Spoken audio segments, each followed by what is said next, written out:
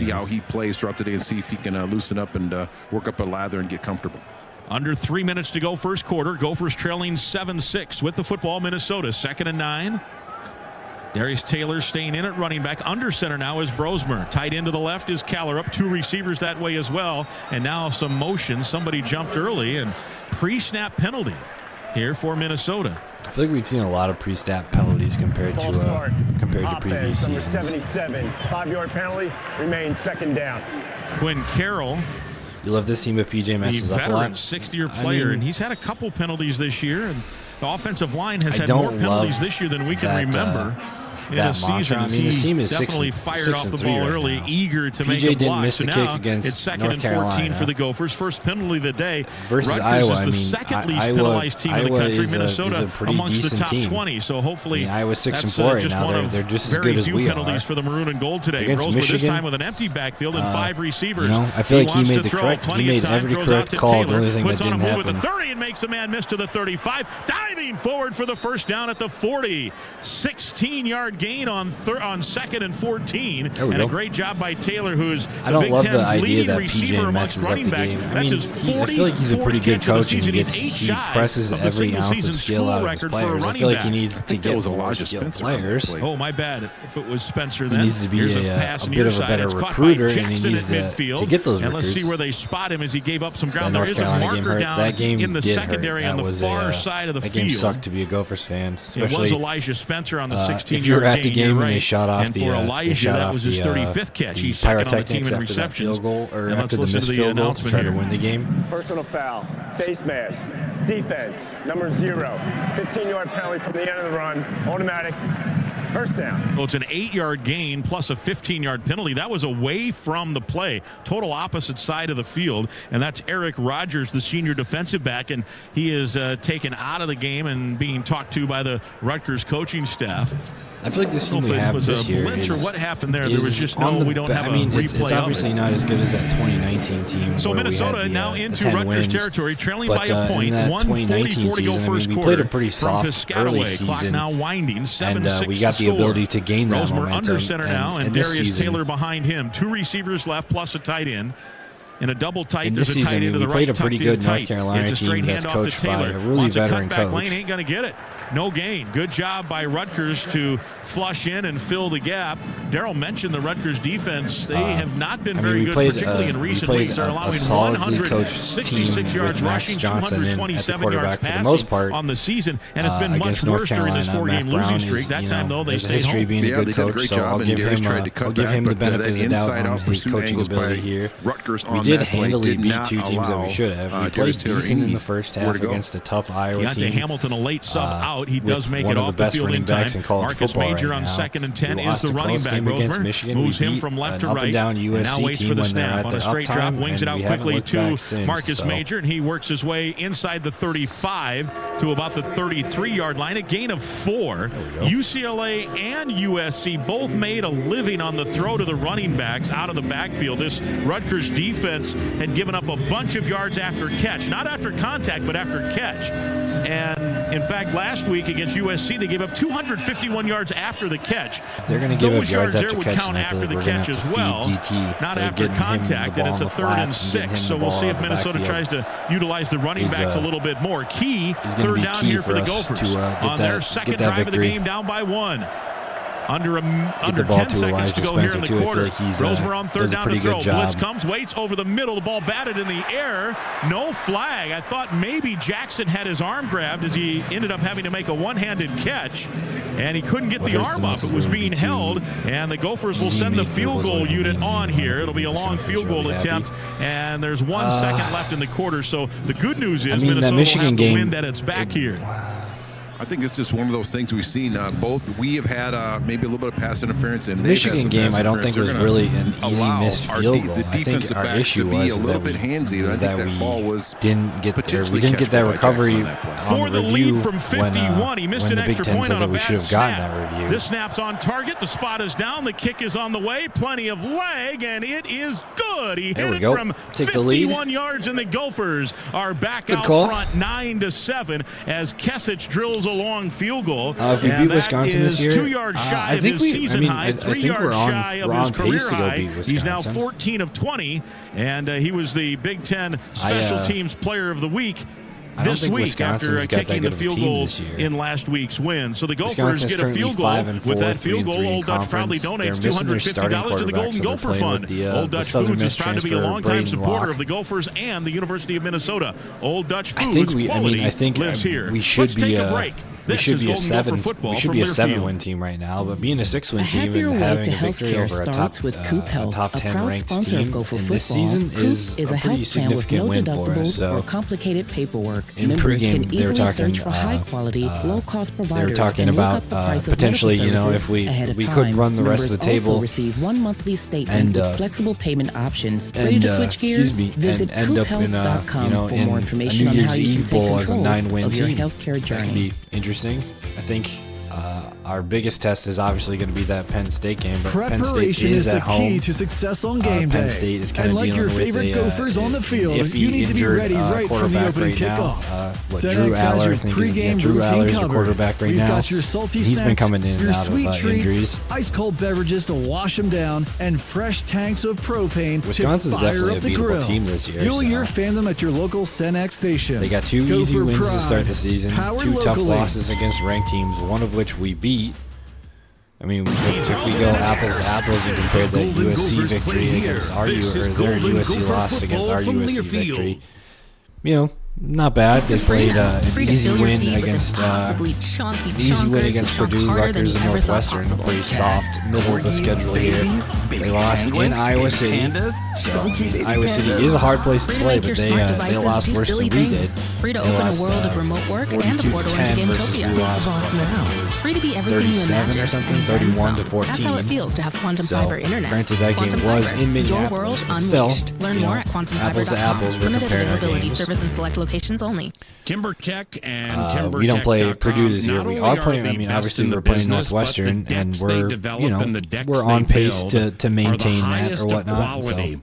In fact, you will endure. I don't know. I'm a feeling pretty lifetime positive of about this. happiness with that Wisconsin's deck going to with play TimberTech. in, so ask for TimberTech at home when versus putting Oregon. together What your is that, next next week? project, and that also That can should be include a porches. handily win for TimberTech.com is where you for find Oregon. the free At least it samples. should be. Once I again, hope it start is. at TimberTech.com. And they go to Wisconsin goes to Nebraska, who I don't think has been playing that well this late in the season. They kind of started out hot, but I think they've sort of petered out. Hey, Gopher fans, Let's make check. sure you stop by the Gopher Garden. It's Yeah, the they started pregame out Fan Fest located on Oak Street 5-1 outside the here. stadium. It starts Then 3 they've hours lost their before last every 3 home against game. an Indiana Experience team. the Gopher It's Football kind of pregame improving. radio You show know, with it's Justin potentially Garn, a the little Pride bit of Minnesota fraudulent. Marching Band pregame concert, They and lost much against more. a good Next Ohio week, State team. or They 2 did weeks play from now, well next week's against the bye them, week. and then they 2 lost weeks from today, it'll be the final chance to do that. The final home game, Senior Day, Military Appreciation Day, all of that. Iowa's When defense Penn last State week? comes to town in a couple I mean, of weeks. this isn't the Iowa team nice that we're drive used to seeing. as they go 7 plays, Granted, they did have to go to the West Coast, and going to the West Coast has been kind of a black hole for teams this year. And I mean, I don't really know what's happening with Iowa. They were on their 3rd string quarterback. I'll give them that. I did watch the game. I was in Los Angeles. I was in Los Angeles yesterday and watched the game with a bunch of Iowa fans. So, they were on their 3rd string quarterback, but they do have the second best ranked running back, or the second best running back in college football right now. So they just couldn't get it going, and USC found their groove, and they didn't let up. I felt like Iowa was trying to play football like a Pac-12 team would, rather than how they want to as a Big Ten team. They were throwing the ball. They had a turnover in the red zone, I'm pretty sure. I think they had one in the end zone. I know they got a turnover in the end zone. So, yeah. And their quarterback, the Northwestern transfer kid, he was trying to play the game like a linebacker instead of playing the game like a quarterback. He was trying to put his head down. He was trying to get every single inch possible. And sometimes that's what you need out of a quarterback, but that's not what they needed yesterday. And if the difference with the wide side to the left, a receiver that way, there's a difference between playing quarterback and being an athlete, and they needed a quarterback yesterday. Benjamin to throw Not saying don't be mobile, but I'm saying be smart with your body. Aiden Gooseby, who was in coverage and made the tackle.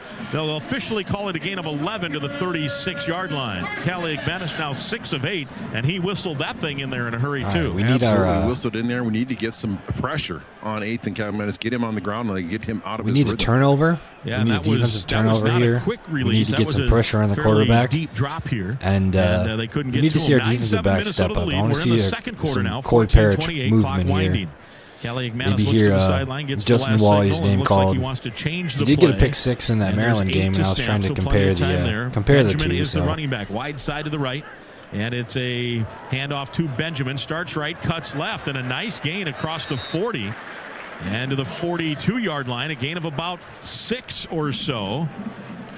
And for Minnesota, passing situation here. Let's see if we can get Jaw Joyner on a sack here. The patience of the young.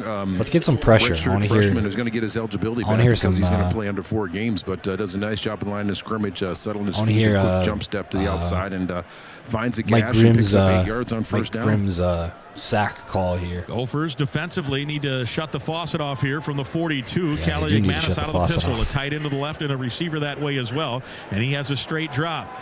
Pump fake, wants a double move. Anthony Smith in pursuit. It's dumped underneath to Benjamin, and he is tackled right at the line of scrimmage. Good coverage there for Minnesota. And that is our Securian Great Coverage moment, sponsored by Securian Financial Insurance. There's an injured player deep in the Gopher secondary, Aiden Gooseby. He is way back at the 24-yard line. That is a good 30 yards behind the line of scrimmage.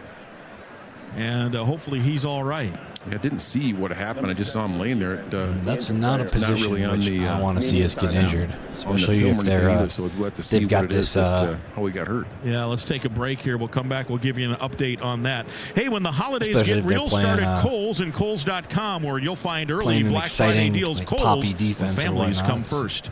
Or poppy offense, rather. They're not super consistent, but they do have those United explosive Healthcare plays, is a proud presenting partner hopefully of the Aiden Gooseby 2026 gets up. Special Olympics That'll be USA great. Games here in Minnesota. We believe every champion has a champion who Let's look believes in around them, the, a supporter who cheers from the let's take a second to look at sidelines the and schedule stands here. right there with them when things didn't get see real. a bunch There of for life's interesting bumps and games blocks, and for the today. rebounds and rallies. I did we see that stand this with our members Miami every game step of their journey of was health, close just as we as of right stand with now. the Special Olympics athletes, families, and communities. United Let's pull Healthcare, that there up for what matters. on our game watch here.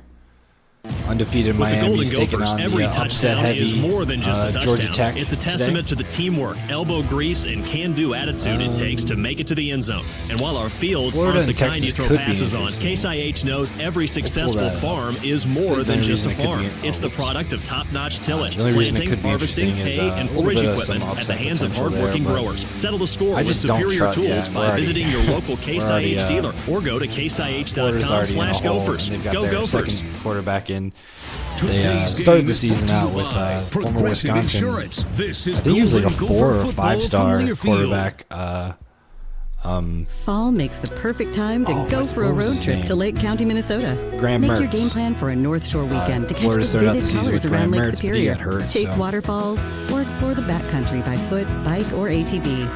Fall doesn't last Any other long, interesting so games just on go for today? it. Georgia Ole Visit Miss is kind of an loveandlakecounty.com interesting for guides, position. maps, and As a Big Ten inspiration. fan, I've got my eye on Indiana taking on Michigan at home. I feel like Indiana has kind of started off the season in a little bit of a fraudulent way. We talked a little Why bit should earlier your about business that. bank with North Just played a American real Banking soft Company? schedule. Here's Haven't played a Austin real Barnes hard of team Bart's yet. Lawn and Landscape and Bart's Snow Sculptures. I started I feel like this might be with the North first time in American, which they I actually think, play some. 3.5 years Not ago. saying that All the Nebraska people know me by or name. I Washington know them or by name. It's fun to come Michigan into the State bank even and doesn't have actually like talk to quote somebody you unquote know. real So I made the athletes. switch, and I'm But, very happy. Michigan's Best bank I've ever Michigan's been at. got a couple 5 stars on their team, and they Go to obviously won the national championship last year. Even if they are, they're not in their pristine form right now, but they are 5-4. They're going to be bowl eligible, hopefully by the end of the season. Welcome if they, back, Minnesota leading 9-7. We're at the Federated Insurance Broadcast booth. We're in Piscataway, New Jersey. Gophers with a 2-point lead and a key third down here for Rutgers on 3rd and 4 from their own 42. Georgia Ole Callie Miss. McManus with the freshman Raymond next to him. They're without their star running back, Kyle Monungai. He was listed as out and will not play today. 3 receivers set to the left. Quick drop by Callie McManus. Throws on the slant, and it is caught in front of McMillan, the nickelback, and a first down at the Minnesota 49. Just a step late, the Gophers are on that slant pattern. Defense, yeah, just a step late, and it just really feels like right now, 8th and Calec Manis is in a great rhythm, feeling confident, completing passes, and we got to figure out a way to slow him down. Indeed. He is now 9 of 11 here to start this contest. Minnesota by 2, 9-7. First down from the Minnesota 49. I mean, I could Raymond, see the why they running back. added them, but as Next like to Kelly as McManus, a wide Big side Ten to the right, 2 traditionalist, receivers I'm that not way, the 2 to the biggest left, fan including of the tight adding end. them. And it is play action. I mean, Ethan feels the blitz, throws, and it's incomplete. You got to remember that this is a business first and foremost. I mean, I don't want to see the college football as a business, but to a lot of people it is a business. And if you were an Iowa fan, do you want to take a trip out to? It's more of a do you want to take a drive out to West Lafayette and see Purdue in November, or do you want to take a flight out to Los Angeles where you don't have to see any snow? You get to go to a big classic stadium in the Rose Bowl, and that's a scary situation. That was a good 35 yards watch your team play out west and go see something different. Action. 2nd and 10 here for Rutgers. To throw is Callie Ekmanis. Has plenty of time, fires underneath, and a diving sliding catch. I like the additions of them when it comes to competitions. I feel like it will make it harder to get a playoff appearance a little bit. Third, in fact, they're going to call it one. I thought they shorted him maybe a yard on the spot, so it'll be 3rd and 9 here for Rutgers. Rutgers on 3rd down today, 2 of 4. Yeah. One time they didn't convert, they scored on 4th down. No, big down right here. Nice job by the defense. Looked like Ethan might have had a receiver open farther downfield, but opted to stay underneath. We've proven that we can be a top receiver that he felt more comfortable with, just picking up just a few yards. So this is a down here. We need to get a little bit of pressure on him. Can't let him stand back there and pat the ball and find his receivers on the slant routes. Slightly positive thing. I hate to see 3 receivers right to the wide side. Oregon State. And the throw is Callie Ekmanis. Blitz comes flush from the pocket, rolling right, fires right, and it is caught. Beautifully throwing football over the extended arms of the linebacker and in front of Justin Wally. And on the catch is KJ Duff at the 28-yard line, 1st and 10. Gophers could not land the blitz and then could not knock the pass away. It was dropped in perfectly. Great blitz pickup by Rutgers and a tremendous pass by Ethan on that play. Ethan wants to throw again. He's got Duff again. Duff runs into Robinson, knocks him over, and gains a couple extra to the 20 and a gain of 7 on 1st down. That play, Ethan Callie Ekmanis made an absolute living on against USC. Yards. So much cushion, they just take the 8 yards. USC gave him cushion all night. I think overall I'm a fan of the addition. And only from Ethan the Robinson sense of I get to be a West Coast fan, I get to be a Big Ten fan still. 3 receivers that way on 2nd having the potential and 3. of Gophers seeing the Gophers come to UCLA or USC is interesting to me. I don't like it from a traditional sense. I don't think it makes it any more difficult to get a playoff position. If anything, I feel like it makes it a little bit easier because you know that the team that wins the Big Ten is going to get that automatic bid, and it gives us the opportunity to be maybe the second best team in the conference, which is possible. Which is Mason does a nice job there of giving the ball to the back a long time ride, really taking a good look at that defensive end. Sees the defensive end doesn't have enough leverage to make the play here, and their running back picks up the first down. Ethan doing a really nice job of managing his Rutgers offense. He's 11 of 14, 129 yards, has a touchdown, a 1-yard throw on his last drive, and he's got him in the red zone this time. Running back is Raymond. Waiting now as the man goes in motion. It's play action. Ethan wants to throw, and he lost one towards the end zone far side, and it's a touchdown. They're carving up this Gopher secondary, which has been so good all year. Need to wake the hell Miller, up. his 2nd touchdown already today, and he beat Kerry Brown to the corner of the end zone, and a perfectly placed ball, and Callie Ekmanis is 12 of 15 and playing the best he's played this season. Absolutely, and there you see it with the touch pass on the corner route there, putting the ball right in his receiver's hands. He is hot as a pistol right now. Gophers just a step slow. We need PJ Fleck, our fire starter, to get in here. Also has time. Ethan's just had time. He's had He's time back back in the pocket, the run pass option, and his ability to use his feet and a nice job of the offensive line have not put very much pressure on him at all today. So we he's need to get PJ to light a fire. Patel we need to have put our defense right fucking here and start 24 singeing on the their season. asses and Rutgers get them back motivated. out front, 13-9. Snap is there, spot down, the kick is up, and string. it is good. And it's 14-9 Rutgers. They've got 190 yards of total offense. We've still got motivate somebody to go in the first half. Get something started here because our defense is hemorrhaging. Back-to-back 75-yard scoring drives. From the Federated Insurance broadcast booth, we are so this much is Golden Gopher football from Rutgers. Learfield. Your morning shave with Barbasol is a time for self-reflection. Look in that mirror and ask yourself. Drive me nuts. Can I make a real difference in this world? It is college football, and you do have to play the game in order to win the game. But it's pretty early. It's a can. There's still 10 minutes left to go in the first half, and we go down and score a touchdown. We're gonna start this game in positive territory. And you got to remember that this is there is a lot of motivation for this Rutgers team. We've got Kirk Shiraka, the former Gophers offensive coordinator. We've got Ethan Kaliak-Manis, and I think there's one other offensive transfer other than the Kaliak-Manis brothers. So there is a little bit of energy and excitement coming from the Rutgers sidelines, and we are on the road heading west. Granted, heading west is only a 1 hour time difference, but still, it's pretty big distance for us. So we're just gonna wake up. We gotta pull our heads out of our asses, and we gotta do some work in the second half. And for the most part, I mean, from what I remember, we've been a second half team. Number one national LTL pull up carrier for quality, our last close to be the win best in the game, here against and is proud to support those striving to be the best in theirs. UCLA. Old Dominion Freight We did Line, end official the freight first carrier half of Minnesota tied, and ended up putting up 14 in the second half. So that's a big swing Slumberland for Furniture us. is proud to team up with We were Gopher a second half Athletics team in in that support of game. Minnesotans in need. Reach Gopher football UCLA, victory. I'm pretty sure Slumberland will we donate started 20 off mattresses pretty slow. to Yeah, area we started off youth who do down not 10 have a bed to points, sleep but on at ended up putting night. 21 Through in their the second 40 half. Wings So that was a Foundation, slow start Slumberland is for us, committed to but, giving children a brighter future through this healthy team, sleep, I and have think we donated over understand 45,000 that, beds since we haven't started 1991. off A proud Minnesota-based hot company lately. since 1967, Slumberland is there to help Even in with this all game, your home furniture and we decor put up needs. 13 Slumberland points in the Furniture, first a half. proud We ended up sponsor of putting up, Gopher I guess, 12 Athletics. in the second half, but still.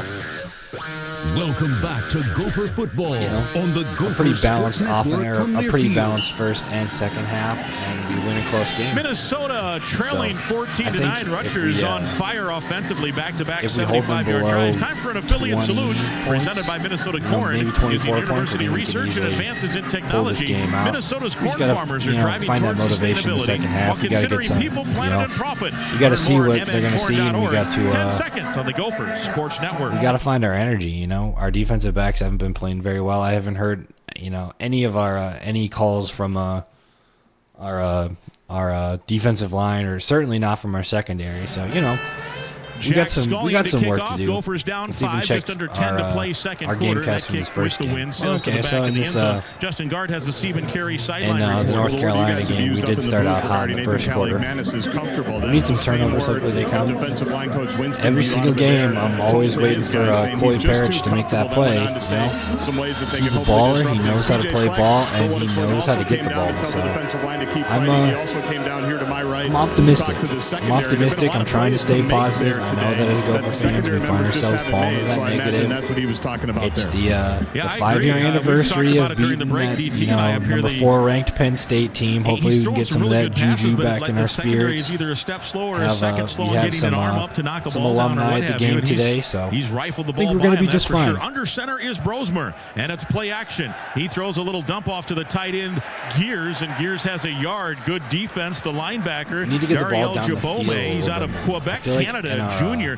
Big middle linebacker, in our passing game, we've only gotten the ball to. He's their leading tackler on the season. Our 4th person and to get the ball. He was not fooled on the screen pass there. Did not take the cheese, as they say. And it's a gain of 1. Yeah, and surprisingly he didn't. Darius Taylor, wherever he goes, you would think you'd go with him, but he does a nice job of staying home with the tight end and bring him down on the backside. The fact that we have points at all right now Rosemer is 5 of pretty 8, incredible. just 43 yards. If we're being completely honest with ourselves. Marcus Major now the running back for Minnesota. We're trying to put ourselves in a position in which we can score, in a position in which we can win. So I'm not too.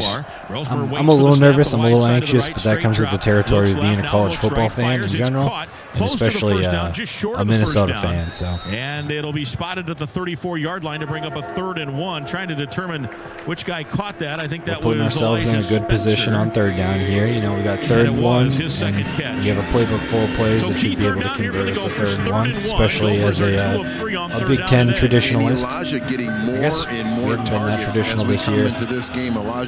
Excuse me, considering our run game isn't amazing this year. 4 times so far in this game. Last 2 games combined, 12 catches.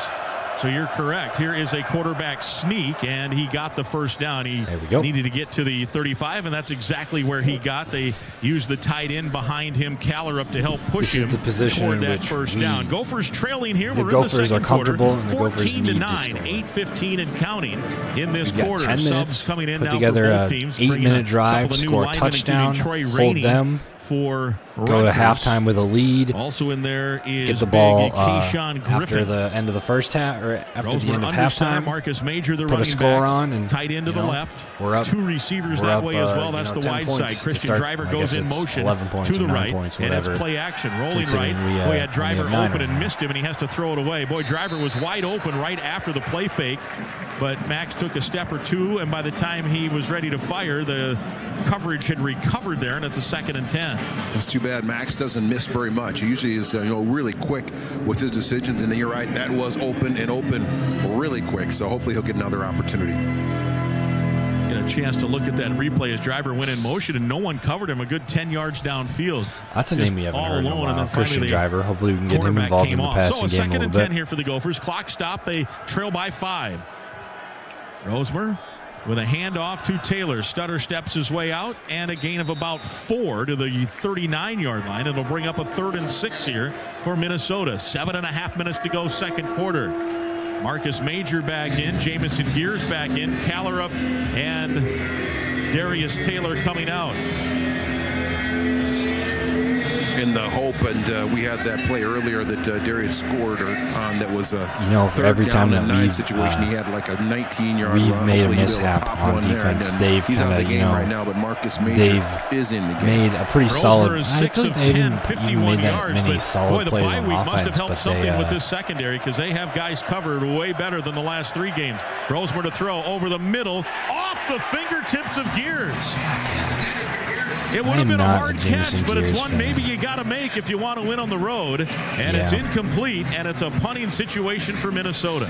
This is not what we need. It did look like that was an opportunity. I guess if we can put him within the 10. He had an opportunity to come up with that ball. We'll see. 4 and out. That still gives us the opportunity to get the ball at, hopefully the 30 or something. Gave up and retry last week or with, 2 weeks ago. 383 the week before. A couple minutes ago, 4 minutes ago, maybe so far today, get some NASCAR and see if we can get a quick down the field. Dremel lets it bounce at the 10, and it takes a sideways bounce out at the 5. Good job by Mark Crawford. They're deep in the end zone. Rutgers will have it deep in its own territory from the 5-yard line after a beautiful punt by Doesn't Mark allow Crawford. them to, we'll take a break. Gophers trailing to do a deep drop. Hopefully our defensive backs can find their feet right now. From their field. In the heartland, where ambition thrives, there are those who are made and those who are made for more. Just like the Gophers on game day, Kloss, a leading producer of ag equipment, unleashes the power still of a decent ambition in amount the of time field. Discover why our to cutting-edge machine 3 and out. and We've got 2 unwavering timeouts support left. We aren't took just a one promise, earlier they're a commitment in that to your end zone success. Because situation. at Kloss, we know you are made for more. Visit your Kloss dealer or CLAAS.com. A little anxious, but we're going to be just fine. Join Shields experts and we do get the ball after best in the halftime as business long for as the we biggest don't let up a touchdown in the next 6 minutes. We're going to put ourselves in a position to be successful in the future. And PJ is, I feel like he's a pretty good motivator. Excuse me, he might not be an expert motivator, but he's a pretty good motivator. Display plus more at Shields 5th Annual Ice Fest, presented by Claire. Friday, November 22nd from 9:30 to 7, and Saturday, November 23rd from 9:30 to 5. Any other thing interesting on right now? Georgia Tech is taking on Miami as of right now in the first half. They got 10 minutes to go in the second quarter. They're up 14-10. Texas is putting it on against Florida. I feel like that game's not going to be very close. This will be an interesting one. Georgia versus Ole Miss. That's in Mississippi, so that might be interesting. Let's see if Lane Kiffin can get a top 5 win. I feel like he's lost a couple of those games recently. He did lose to LSU, and he lost to unranked Kentucky earlier in the season, so that could be interesting. I think Virginia Tech had a pretty decent game last week. I think they did lose. They lost to Syracuse, but they played a tight game against Syracuse, so this is going to be an absolute smackdown between Notre Dame, Florida State. I feel like if Notre Dame puts up more than 50 points on them, I feel like Florida State's going to have their coach flying home on a separate flight. He's going to be, I think he's definitely gone after this season considering the way that they've imploded. Is it Mike Norvell is the coach right now for them?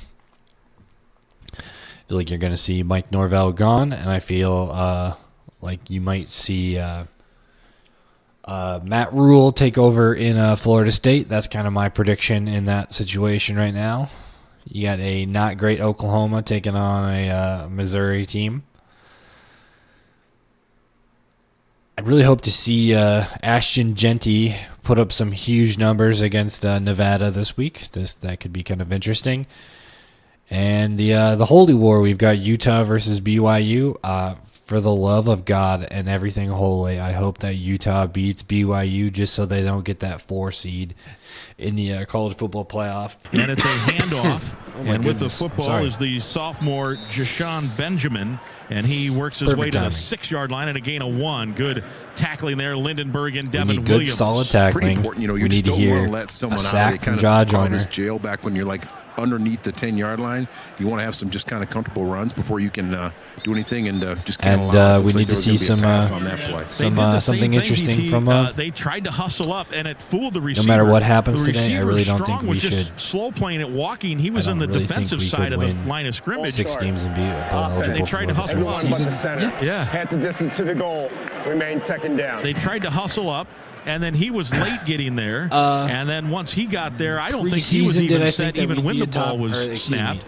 Did I think that we would and be then the left side of the 6 offensive wins line at this took position? off before the center did, and we've seen that a lot when you try to hustle up. I would have predicted win, loss, It's win, hard win, to practice it. Yeah. win, loss, win. I think we could have been a 6-win team regardless of this, regardless of the season. From the huddle now, and they're ready to line up. We did have a change at quarterback, which is a little bit, not a good position for PJ, especially he doesn't have his own homegrown quarterback. He wants to throw a home run ball down the far sideline, and it is caught on the run to the 40, inside the 35. Wow, Justin Woolley was perfectly positioned, and Ian Strong muscled him away. Just gave him a chunk and caught the ball, and it's a huge gain, and Callie McManus continues to make all the right throws. 211 yards, 13 of 16 for Ethan nice throw by him, but he knows exactly what he's doing in order to dissect us right now. Down and fighting to get that ball, actually tugging on the defensive back, coming around him to catch that ball. No matter what happens today, positioned to make an interception, and he just got chucked away. I don't think it's interference. He just got out physical at the point of attack, we beat Wisconsin, and it's a first down at the 32. 65 I think we definitely can play. win Wisconsin. And here's can a beat Wisconsin. Right we should beat Wisconsin. And not much on the road.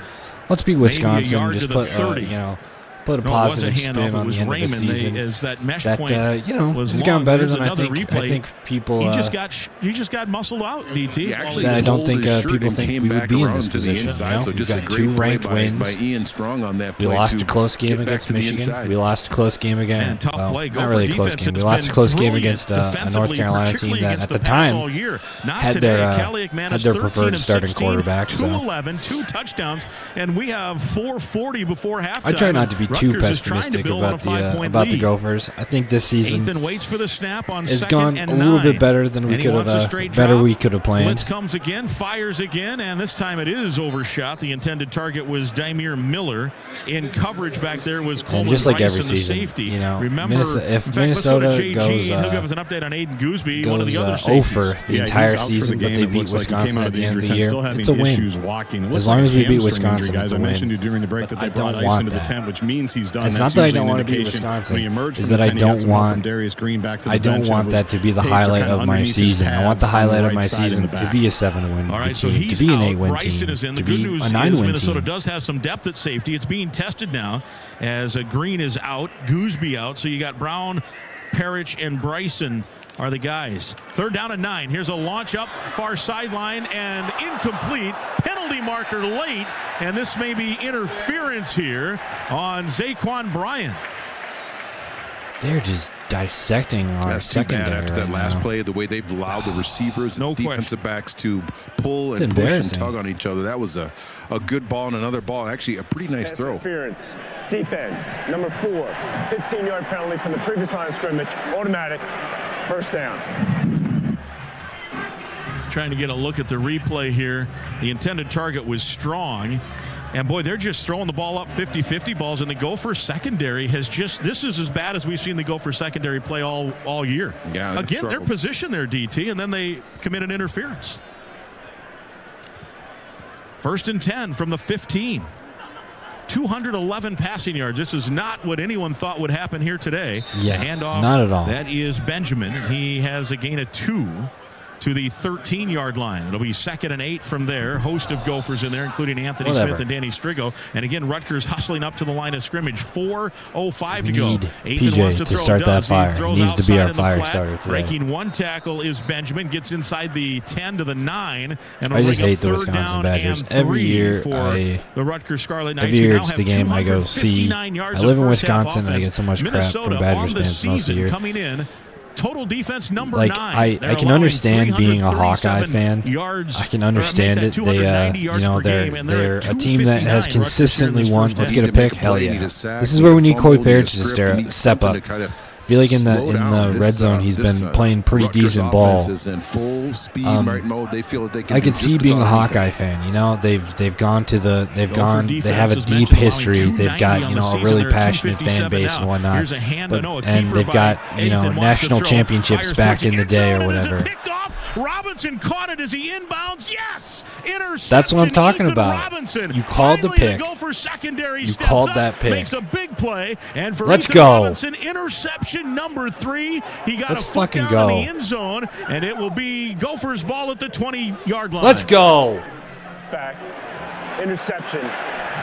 1st and 10. Minnesota from the 20-yard line. Now, the replay showed in stadium, and everyone here thought his foot was maybe out of bounds. Timeout on the field. And it certainly is reviewed. 2:50 to play in the half. Yeah, it's really hard to see whether or not the view we have doesn't have his footwork on there. I'm sure they're going to take a look at that. They called it on the field. They called it an interception on the field. Indisputable evidence is usually hard to find. That's a defensive turnover. You called it. So I think he's in bounds. That's beautiful. That good catch. is what we need to see. So you can see the color. They've not announced any review. There's a timeout on the field. We will keep it here. We are a break ahead. And so big play. We've been talking about. That's 3 minutes. A bunch of plays. That's a turnover. Ethan Robinson, who's That's from positive here, offensive near here. momentum. He's from New York, Montgomery, New York. We got this. And just I don't want to hear that negativity. Trust me, it's not a thing against you. It's a thing against being a Gopher fan. Is that internal pessimism that we are going to find a way to lose the game. We're not going to find a way to lose this game. Our team is good. They have found a way to beat us right now. We need to find our way to beat them. Like there's folks down in front of us just throwing their hands in the air in disgust that this isn't. Well, it is. We are at Rutgers, so they're not going to be happy. Yeah, with, of course they're especially not. the way They're that their happy. offense has been rolling. Ethan's done a Ethan's really been nice torching job, and us so far. We have almost. Today, We have barely over 100 offensive yards This season, right Minnesota now. Soybean is once again partnering with Gopher football to let's highlight look- the let's look at our environmental freaking impact team created through the stats. use of biodiesel. A Total soy-based yards, fuel that powers the 108 team's versus equipment truck across the country. The 264. mileage traveled for this weekend's And there's a trip to New 5-point Jersey difference right equates to the impact I would of be planting pissed if I was a Rutgers fan. 481 If I'm putting up trees. Gopher football is 264 powered yards and by only up by biodiesel, 5. cutting carbon right here, right now. Thank you to Minnesota. And the other team's Soybean. barely got more than 100 yards. So big turnover. Robinson got stepping in front of almost the double intended the, target, making the catch right at the front corner almost of the double end the zone first on play downs. action. They've got Big almost double that it the turns time them of away, possession. too. Maybe that Yeah, changes I'd be a momentum pissed a off little Rutgers bit fan as too. Minnesota trailing here Well, it 14-9. certainly changes the momentum. You're not going to get a field goal. You're not going to get a touchdown. I'm about 98% sure that this is going to be our ball here at the 20-yard line, and hopefully with this 3 minutes and 16 seconds, we can go down, potentially score. If not, come out with some type of points, and we do get the ball started here in the second half. Opportunity to double dip, as they say. Let's go to Justin Guard. He has a Stephen Carey sideline report. On the clock here. I'll throw it right back to you, Grimmer. Have you guys gotten a good replay up there? The replay that you're talking about that has Rutgers fans all mad. I would love to see Max Brosmer make a nice deep down the downfield throw to our good friend Daniel Jackson or Elijah Spencer. Okay.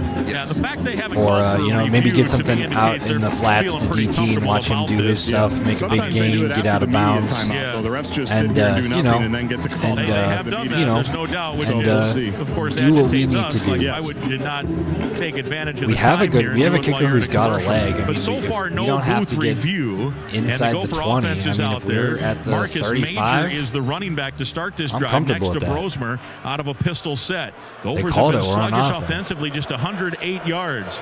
Crowd still booing, wondering why there's no review. In motion, just coming to the right of the quarterback is Major.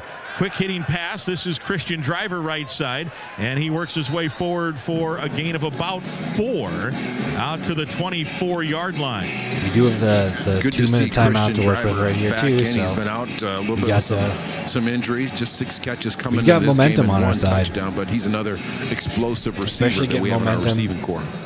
keeping us in a safe position. I mean, he can get up and go. Going He's into strong. halftime. Yeah. And I think part I'm of all right his with game that. is just going to be refining his I'm a little, skill set like I as a said receiver, before, 'cause I'm a he's little right bit now. anxious just because that's how it is being a Minnesota fan, regardless of sport. Spencer and Lemecki yeah, Brockington. we're gonna be he and Lemecki we're gonna most be good likely next year leading the way. 2nd and 6 here. Rosemer, blitz comes, he's sacked.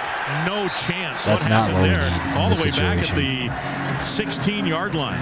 Loss of 8. A 3rd bring and up 14 3rd and long for Minnesota. with 2 minutes to Almost go, like they were trying and to set up they've a screen, and the blitz came in, or the and they've been rushers came hammering in us so fast. There was just on no offense. chance for Brosmer to do anything. It did look like that, but I didn't see They it. might try to work the There was, 2-minute kind of in the timeout in their area for that advantage. play Clock at is all running, to so evolve just too much penetration at the we'll line of probably get down to scrimmage. that 2-minute timeout before anything happens here.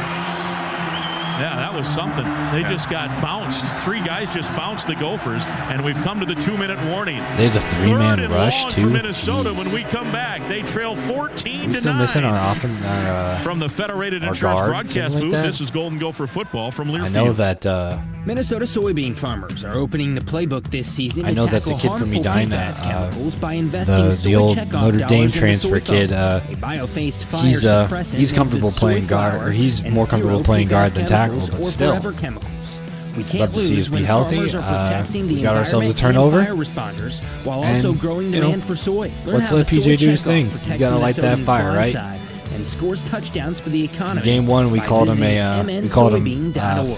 Fatwood PJ because he's Gopher fans, you know, looking to he's take the family fire to starter. a Gopher game this season? So let's just get Check him. out the Cub Whoa. Family 4-pack. Oh. Get 4 tickets. I used that in the video I made 4 before. soft Excuse me, drinks, sorry about and that. 4 mix and match You got a soft Fatwood pretzels PJ and here. candy. He's good to go. All that and $5 off a Anxious? $50 purchase at your neighborhood Cub. Go to gophersports.com/tickets and click on the Family 4-pack to learn more. That's gophersports.com/tickets. No matter what happens, we know that we have 7 international championships, and we are the only team to win 3 straight. It's just been 64 years. You live in Wisconsin, and I'm sure you've said this to a Wisconsin fan before. How many national championships does Wisconsin have? Doing things yourself How many? doesn't always end well. The same goes for insurance. That's why auto owners work Let's with Google local independent agents who tailor coverage to meet your needs and offer How discounts for many life, home, car, and business national insurance. Because championships? sometimes you need a professional to get the job done right. That's simple human sense. Ask Nesbitt Agency in Minnetonka if auto owners make sense for you. Wisconsin football. This Let's is Google Mike it. Grimm. Are you in need of high It says quality 7, concrete for but your that's just because project? it's talking Look about no Minnesota further than and AVR, Wisconsin. Your trusted concrete supplier. Whether it's a new Let's look it up. driveway, a patio, or parking Let's lot, look it up. AVR has you covered with iconic Division red, titles, white trucks delivering top products 5. across the entire Conference metro area. titles, Visit 14. avrconcrete.com. Unclaimed national AVR, championships, where promises 1. are made How many and claimed promises ones are did you say delivered. Minnesota has? AVR Concrete. Oh, that's right. Sponsor We've of got Gopher 7. Athletics. Even in the relationship between Minnesota and Wisconsin, it's a 1-game difference. Wisconsin talks so much shit like it's been like a fucking Minnesota's won 4 games and Wisconsin's won 100 of them. 3rd and 14 for for the Gophers, who are 3 of 5 on third down today. And in every other sport, I guess not basketball, but in hockey, Minnesota's been to more national championships. Minnesota's got more Olympians. Minnesota's done everything. Yeah, they have one natty. Exactly. That's what I'm talking about. Flush from the pocket, fires. It is caught. Caller up first down. What a whistling throw that was across the 30 to the 32. The stack still getting They've pushed, got one and national championship, and it's unclaimed, and it's before World War. It's at the precipice of World War II. Exactly what the they won the national championship, and Pearl Harbor got bombed in the same day. I don't know what year Pearl Harbor got bombed, but it's in the 40s. They've got 2 Heisman Trophy winners. Minnesota's got 1. We also have 7 claimed national championships. A minute and a half to go in the quarter. And our university is older. Time firing. It is caught by Spencer near midfield, and he's out of bounds in Rutgers territory compared to 1882. Good job making that catch in front of Masco on the far side. Plenty of time, 1 minute and 20 seconds. We're making a drive down. We've got nice job of managing and getting the last 15 years they've been better. It's just been a rough 15 years, I guess. But check the last 5 years. Even the last 5 years, we've been making it way more competitive. Minnesota's been way better. 20 or so yards to feel good about. People want to talk bad about PJ Fleck, about his clock management, about how he's not, about how he's a game manager. Whatever, he plays not to lose. He plays not to win the game, but rather just not to lose the game. But he's taken us from. He is the one coach who ended our, what was it, like you said, like it was like 20 years of not winning at Wisconsin. He is the guy who won it for us. To not call it all day, they're calling it. That's the one thing that I feel like people underestimate the most. It was like, nobody cared about Minnesota until PJ Fleck got here. We had a couple decent, ranked teams in the Jerry Kill era, but we never made anything past 18. And even when we made it to 18, we always got smoked by Wisconsin or Michigan or Iowa. Those traditional Big Ten foes. To the 42, and on third down, and we'll call it about 5. 3rd and 4, it was a gain of 6. PJ Fleck has taken this program from a place of absolute mediocrity and bowl eligibility, but always losing a game, always losing their bowl game, to a place where we win bowl games, to a place where we get players drafted. In here, and I can't see the number on our other running. You might not. I'm not saying he's the greatest coach. He's a good motivator. He can find talent. He can develop talent. Going in motion now, so it's just Taylor. Kids like him. Quick throw, blitz comes. Brosmer lofts one Young up for men Jackson, like him. and it is too far. Boy, he was open, and he just missed him by about a yard, and it's 4th and 4 from the 42. They're out of field goal range. Gotta go for it. You can risk going for it here with 1:02 to play in this second quarter. You can't punt it here. The punt unit does come on. I think you got a punt here. No, I think you're right. I think it makes sense here, and especially knowing that you're going to get the ball coming up in the second half.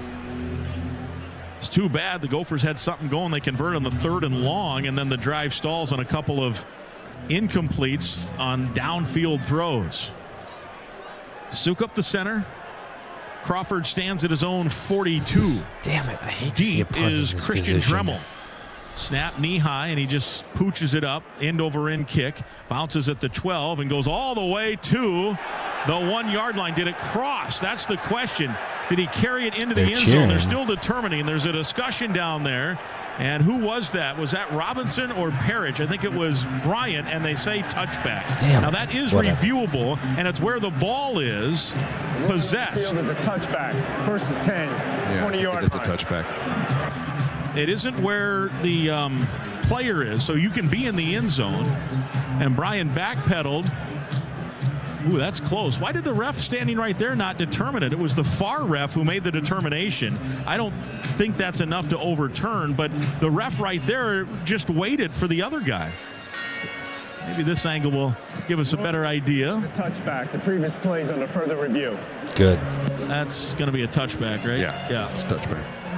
He caught it and carried it into the end zone, but I think even once he had full possession, he was maybe a foot into the end zone, DT? At least. A similar play to what we saw a couple years ago at Northwestern, or was that last year? Regardless of what happens in this punt here, we've showed some offensive capability. Our defense stepped up. Our punter made a hell of an excellent punt earlier. Of where you are, it looks like it might have happened. We're not firing on all cylinders, but if we're V8, we got at least 6 of them going. We might have 5 of them. I don't think we're complete. We're not perfect. We might be a little odd firing right now. But we've got all 3 phases of the game finally showing up. You can join the judgment-free zone. Yeah, he just needed to plant his feet at about the 2-yard line, but he just continued to backpedal. I'd love to see us continue that in the second half. We've got our good guy, fire starter PJ, putting up some work here.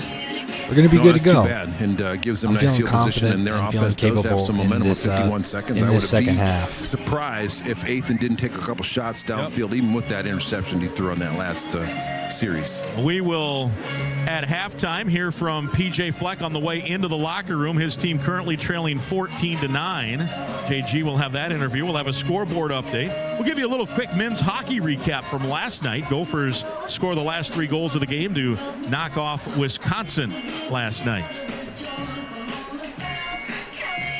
Boy, they're taking a long look at this. Yeah, on that they far better side, take a long look at it. Apparently get a real good look. It's probably a pretty difficult and convincing position. Maybe it's when you they did call it on the field as a touchback, so I'm not expecting them to be at the 1. Yeah, but I'd love to see that because that doesn't give them that gives us the opportunity to pin our ears back and get a fucking safety here and put us in a 3-point you have position. to establish possession. Just touching the ball is not enough. And here's Jerry McGinn finally coming from under the hood. Goes at the 1. Ruin on the field of a touchback stands 1st and 10. That's fine. Rutgers from the 20-yard line. So they'll have it at the 20.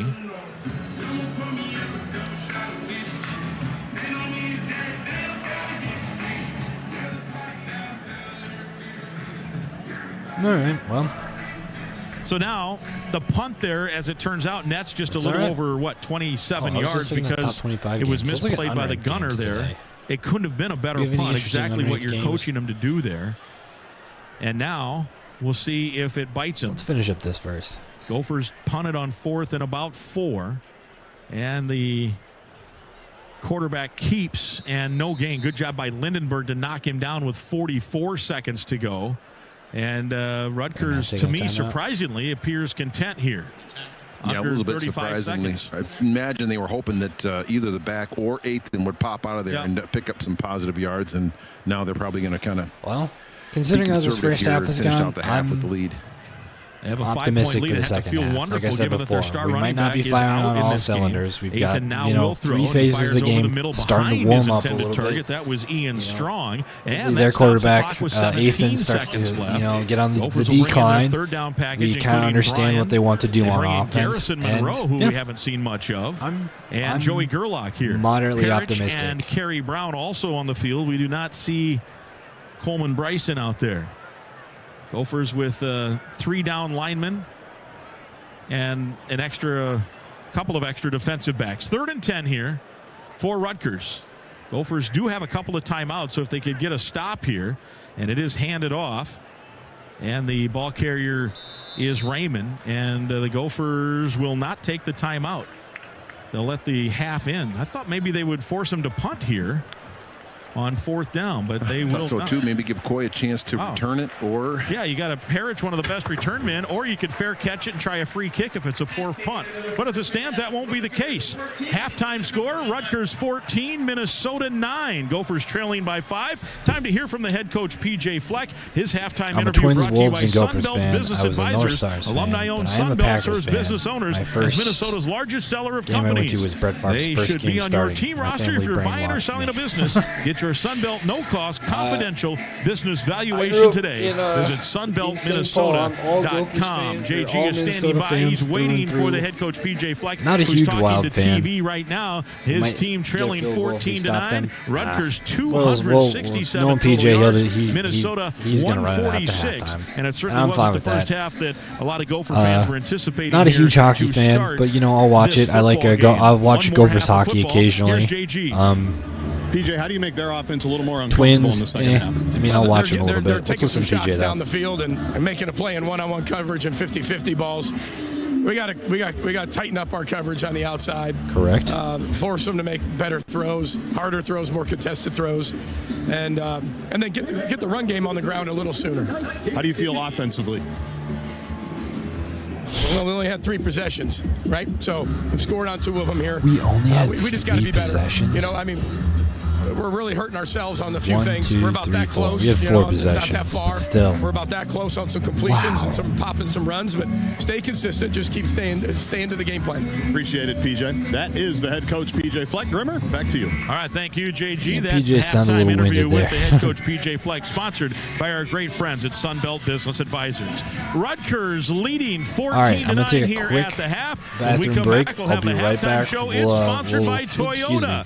me. Let's go places. This is Golden Gopher football from Why isn't Learfield. this showing up? Let's retry this. Head coach There we Bob go. Mochko and Golden All right, Gopher men's I'm gonna leave this hockey on are back at 3M Arena video and capture here for a Marion second. I'm gonna go to the bathroom real quick. I'll be right back. And excited to talk halftime. Figure out some other games going on in the FBS this week. And see if there's any interesting programming is supported by Flint Hills Resources, Pine Bend Refinery in Rosemount. I did see that. I wanted to talk about this. SMU gets commitment from Matt Leinert's son. So that's kind of an interesting little turn of events there, but I'll be right back. Environmental Protection Agency's Energy Star certification 5 years in a row. For more information about the Flint Hills Resources Pine Bend Refinery, visit pinebendrefinery.com. 10 miles an hour over the speed limit, 15 over, 20 over. It just might put you 6 feet under. A message from the Minnesota Department of Public Safety. Spin your head, Goldie Gopher. This is Golden Gopher football from Learfield. Take a playcation to Mystic Lake. With 24/7 gaming, the good times never have to end. And you can satisfy your cravings at our restaurants and bars. Or relax in one of our luxurious hotel rooms. Those that play together, stay together. And don't forget to join Club M so you can spark new memories and bask in the rewards along the way. Follow the lights to Mystic Lake, where every day is play day. Marston is a full-service building maintenance provider servicing Gopher Nation since 1952. Marston has job openings throughout the Twin Cities area. If you have a valid Minnesota driver's license and a reliable vehicle, reach out to Marston to learn more about part-time and full-time opportunities in your neighborhood. Marston offers benefits and training and is an equal opportunity employer. Join our ever-expanding team of building maintenance professionals by visiting careers.marston.com or call 651-641-1717. 1, 2, 3. This is the Gopher Halftime Show, presented by Toyota on the Gopher Sports Network from Learfield. Also brought to you by Federated Insurance. Right. It's our business to protect yours. Barbasol Shaving Cream, delivering a quality shave at an honest value for over 100 years. Headband Plus, here. ag equipment All right. that is made for more. Let's turn this off and let's get a little chit-chat going here. See if there's any interesting games. Navy looking to make their way back into the rankings here. Up to 20-0 over South Florida. That's an American Conference game. Army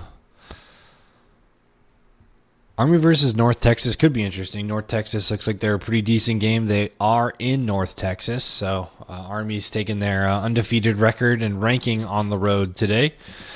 San Jose State going to Corvallis, Oregon, so that could be a little bit of an interesting game.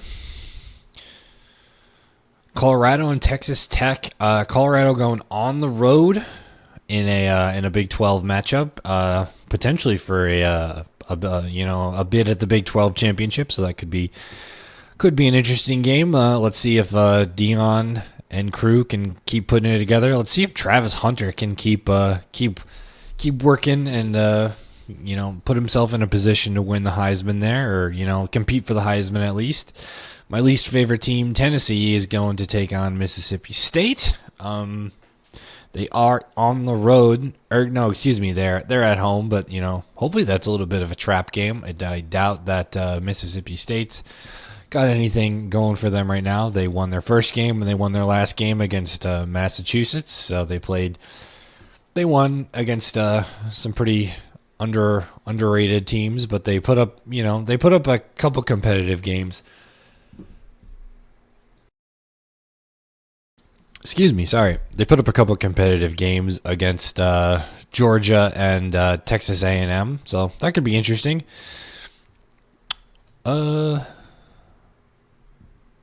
We've got the classic national championship from a couple of years ago, Alabama versus LSU here. So was that the national championship when Justin Jefferson was on that team? I couldn't tell you.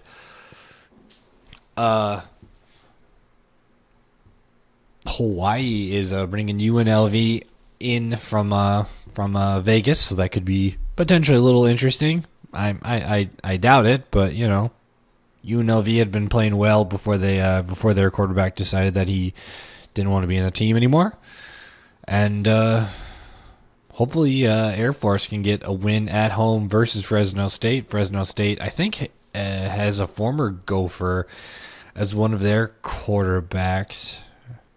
I thought they did. They did at one point, I'm pretty sure. Anyway, so I don't know. Not a whole lot of interesting games on today, from my perspective. Let's see if there's anything interesting on the FCS level. I'm a huge FCS football fan. Excuse me one second here. There we go. Sorry about that.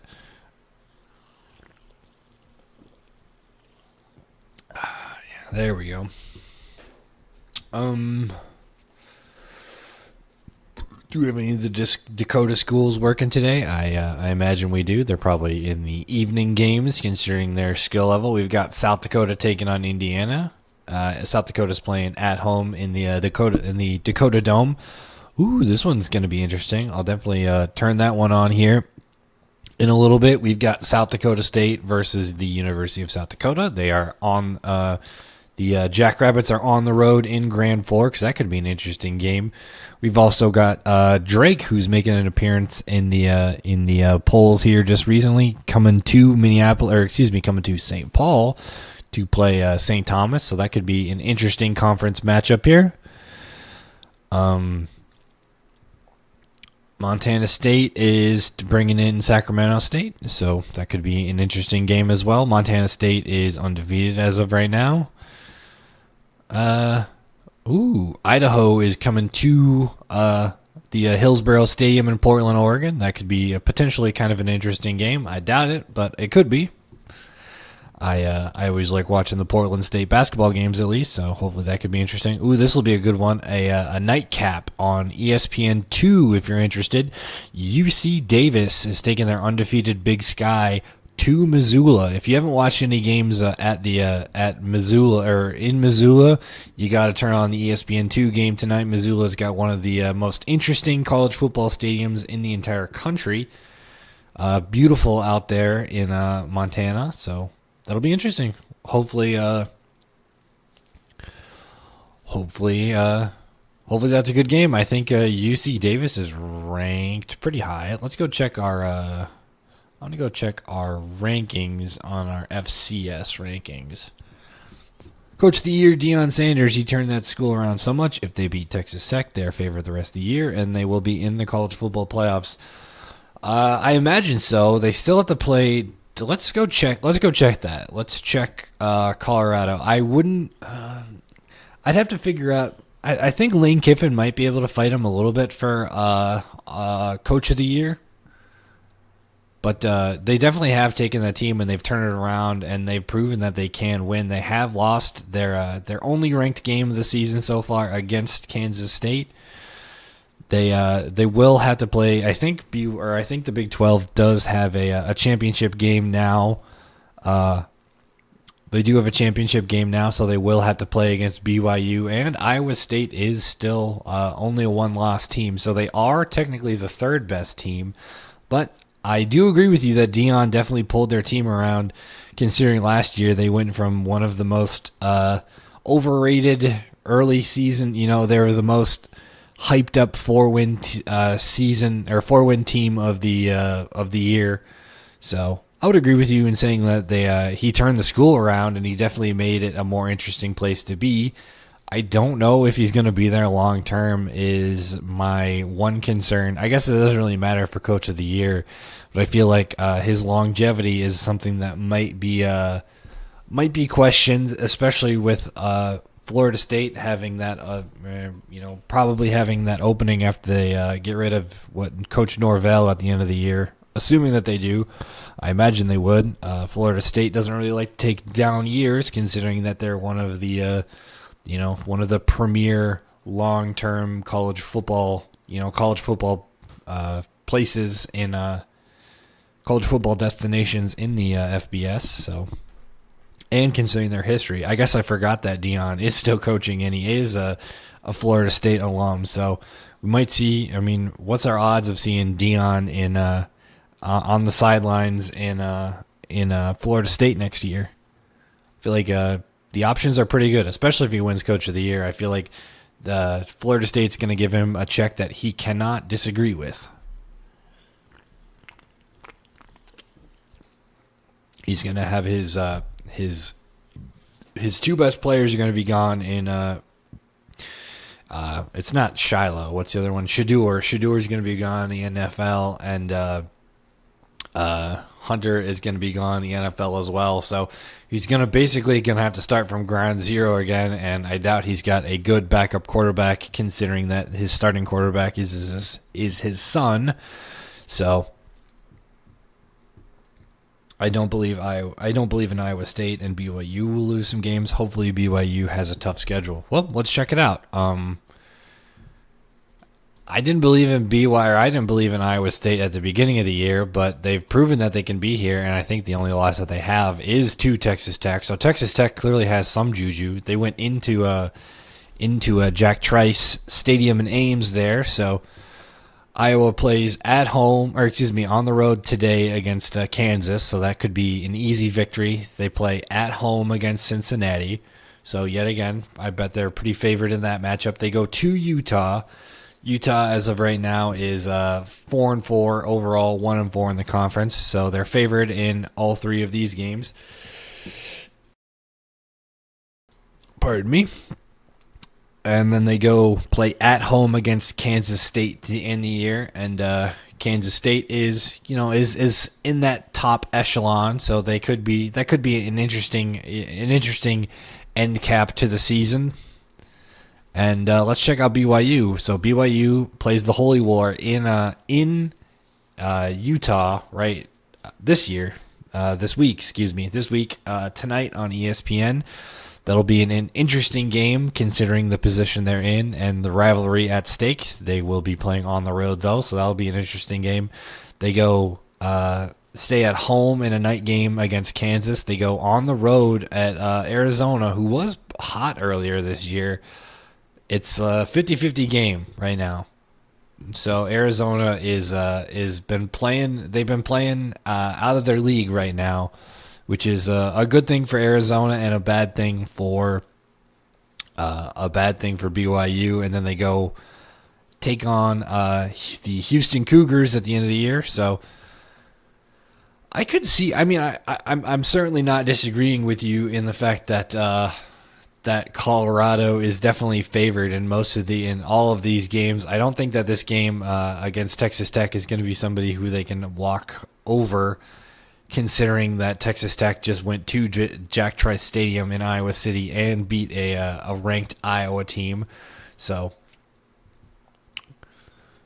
I would say that all teams throughout, if Colorado makes it past Texas Tech on the road this week, then I certainly think that they're going to end up as a 2-loss team and win and have a potential of competing for the Big 12 championship.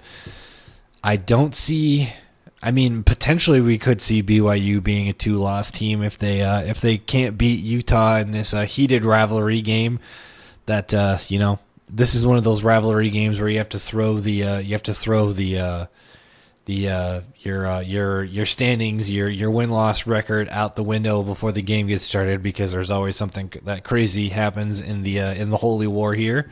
And then going to Arizona will be a raucous environment for the Cougars. And yeah, I mean, we could see a 2-loss BYU team. We have a 2-loss Colorado team. I don't see them, if they don't lose this week, I don't see them losing again this for the rest of the season.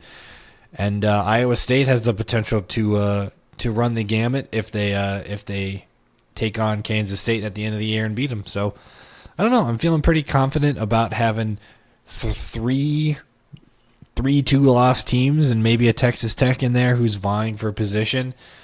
So yeah, I could see Colorado making the playoffs. If they do get to the playoffs, I feel like they're going to get exposed in the fact that they just let up so many points. They let up 26 to North Dakota State. They only scored 10 against Nebraska, and at this point, Nebraska is they're a good team, but they're a pretty average team. They let up 31 to Baylor, and Baylor is, they're middle of the road right now. They let up 31 to Kansas State. Kansas State, pretty decent team this year, but still, they let up 31 to Kansas. They beat down on a bad Arizona team, and then they competed with the Cincinnati team that they should have dominated, considering that that they have two of the best, two first-round draft pick talents on their team right now. So I could certainly see Colorado making the playoffs, but I don't see them competing for a national championship, if I'm completely honest.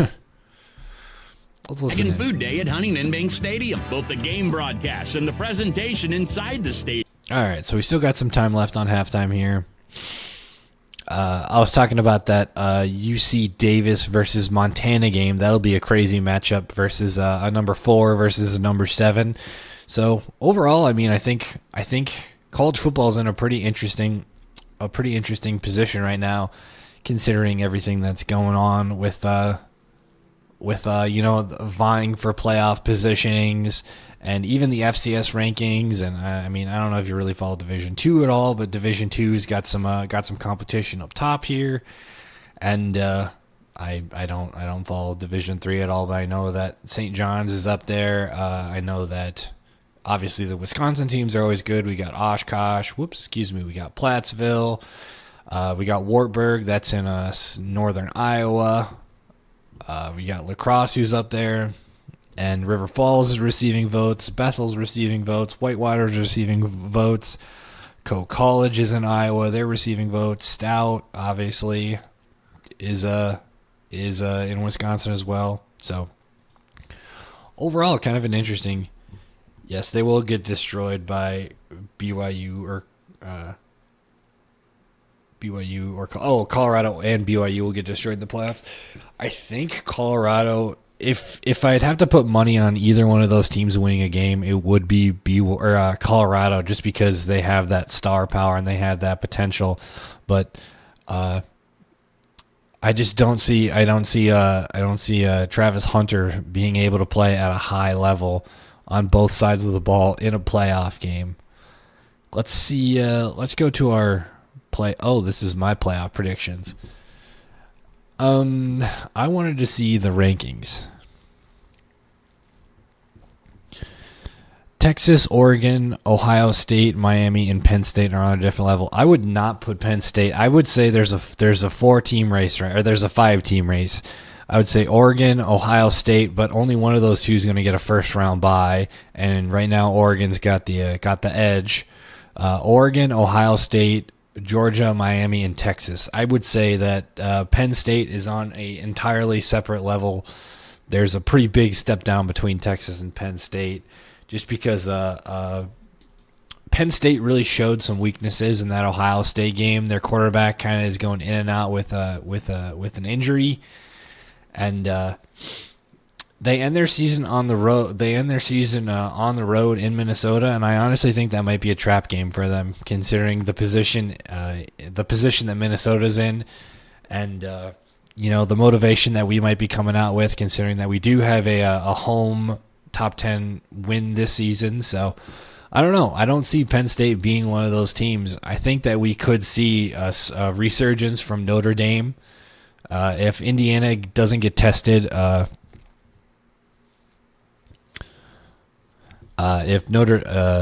could see Notre Dame making a little bit of a push. I don't see Alabama being there. I would love to see Boise State take on a powerhouse.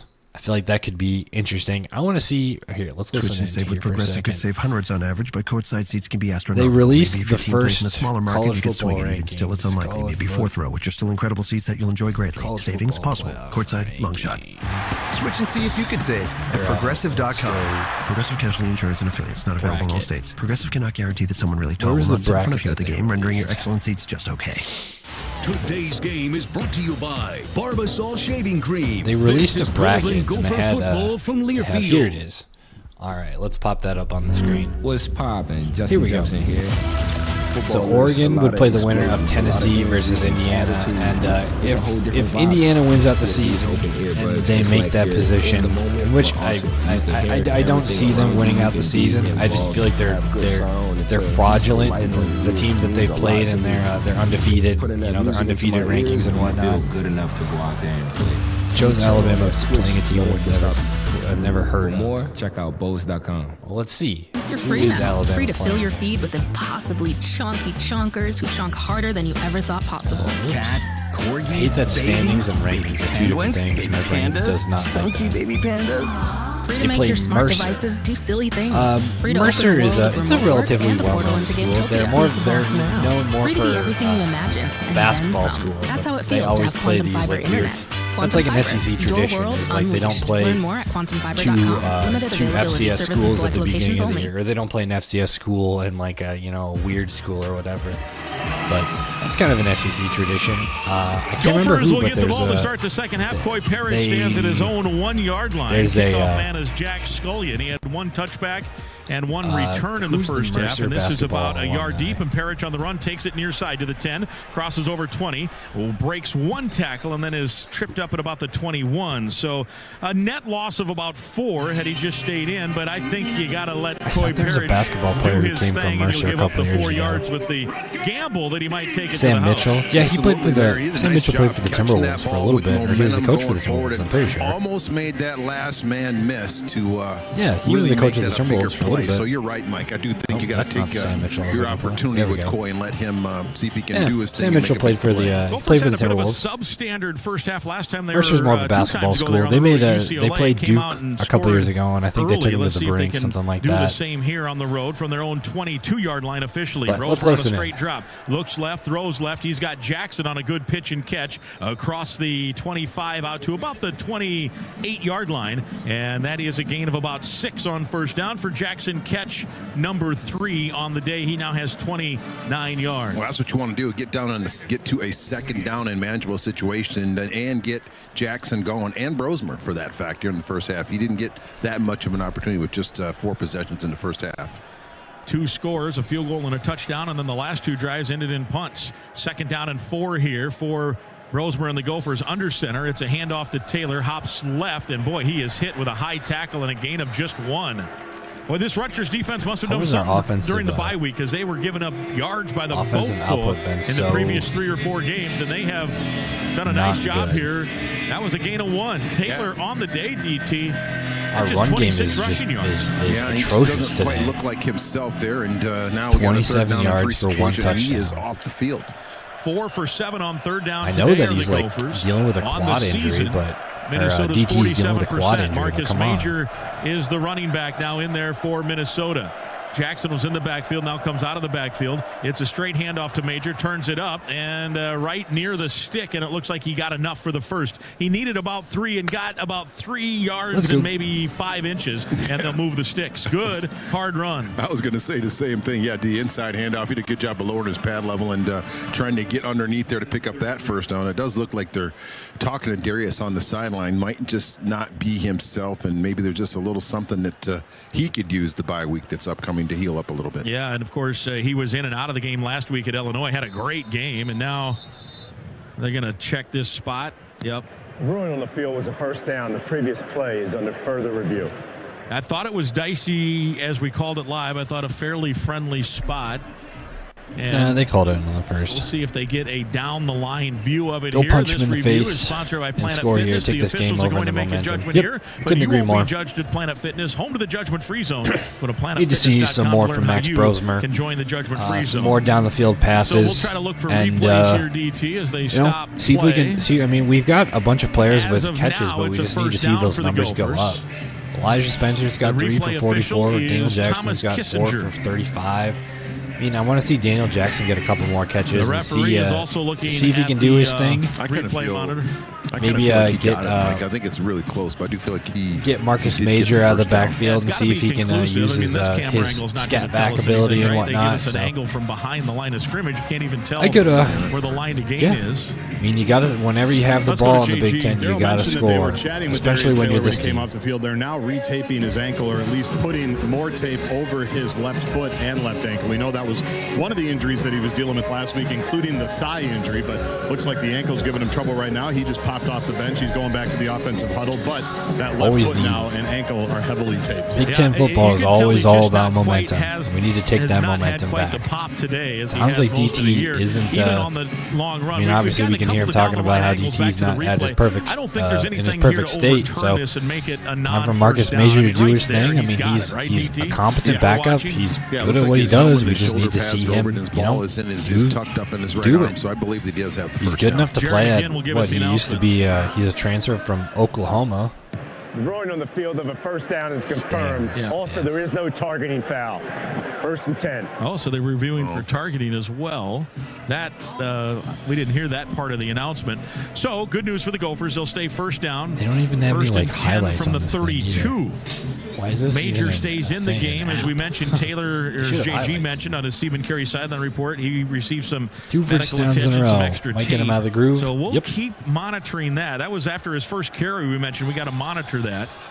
Here is Major just moving to the left, waiting for the snap is Brosmer. Spencer all right if we have motion, slow drives, as long as they're long drives and we chain together some first downs. Comes out in the backfield. He's got Spencer, but he overshot him. And let's see what the penalty is here. As they're talking it over, Brosmer's kind of in on the discussion, and he's waving that it's toward Rutgers. Maybe illegal hands to the face. Personal foul.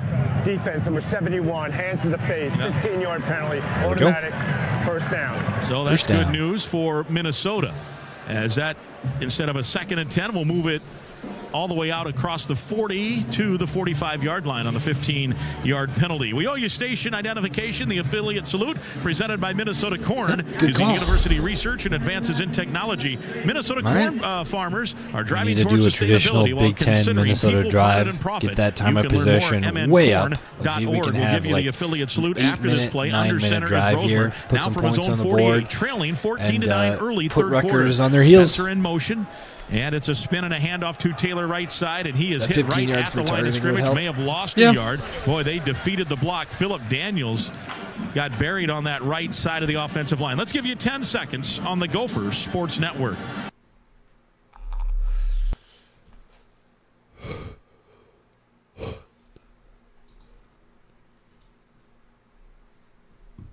Uh-oh. Our radio's gone. Loss of about a half yard. I don't know if they'll officially call it a tackle for a loss. 2nd and just more than 10. 2nd and 11. Back to throw. Brosmer looking right, fires right, has Jackson. Boy, he was getting hit as he caught it. No flag, but it is a completion. And that brings up a 3rd and about 4 and a gain of about 6. Good catch in front of the defensive back longer beam into Rutgers territory. Putting ourselves in a position. We got plenty of plays in the playbook for 3rd and 4. So let's hammer it. Let's get him. For the Rutgers this season, and Daniel Jackson does a nice job of catching the ball in front of him. And Mike, this the hand play of the defensive backs and the receivers is just something we're going to have to get comfortable with this afternoon. 3 receivers wide left, 1 wide to the right. Running back is Marcus Major, wide side to the left. Gophers on 3rd down are 5 of 8, but trail it by 5.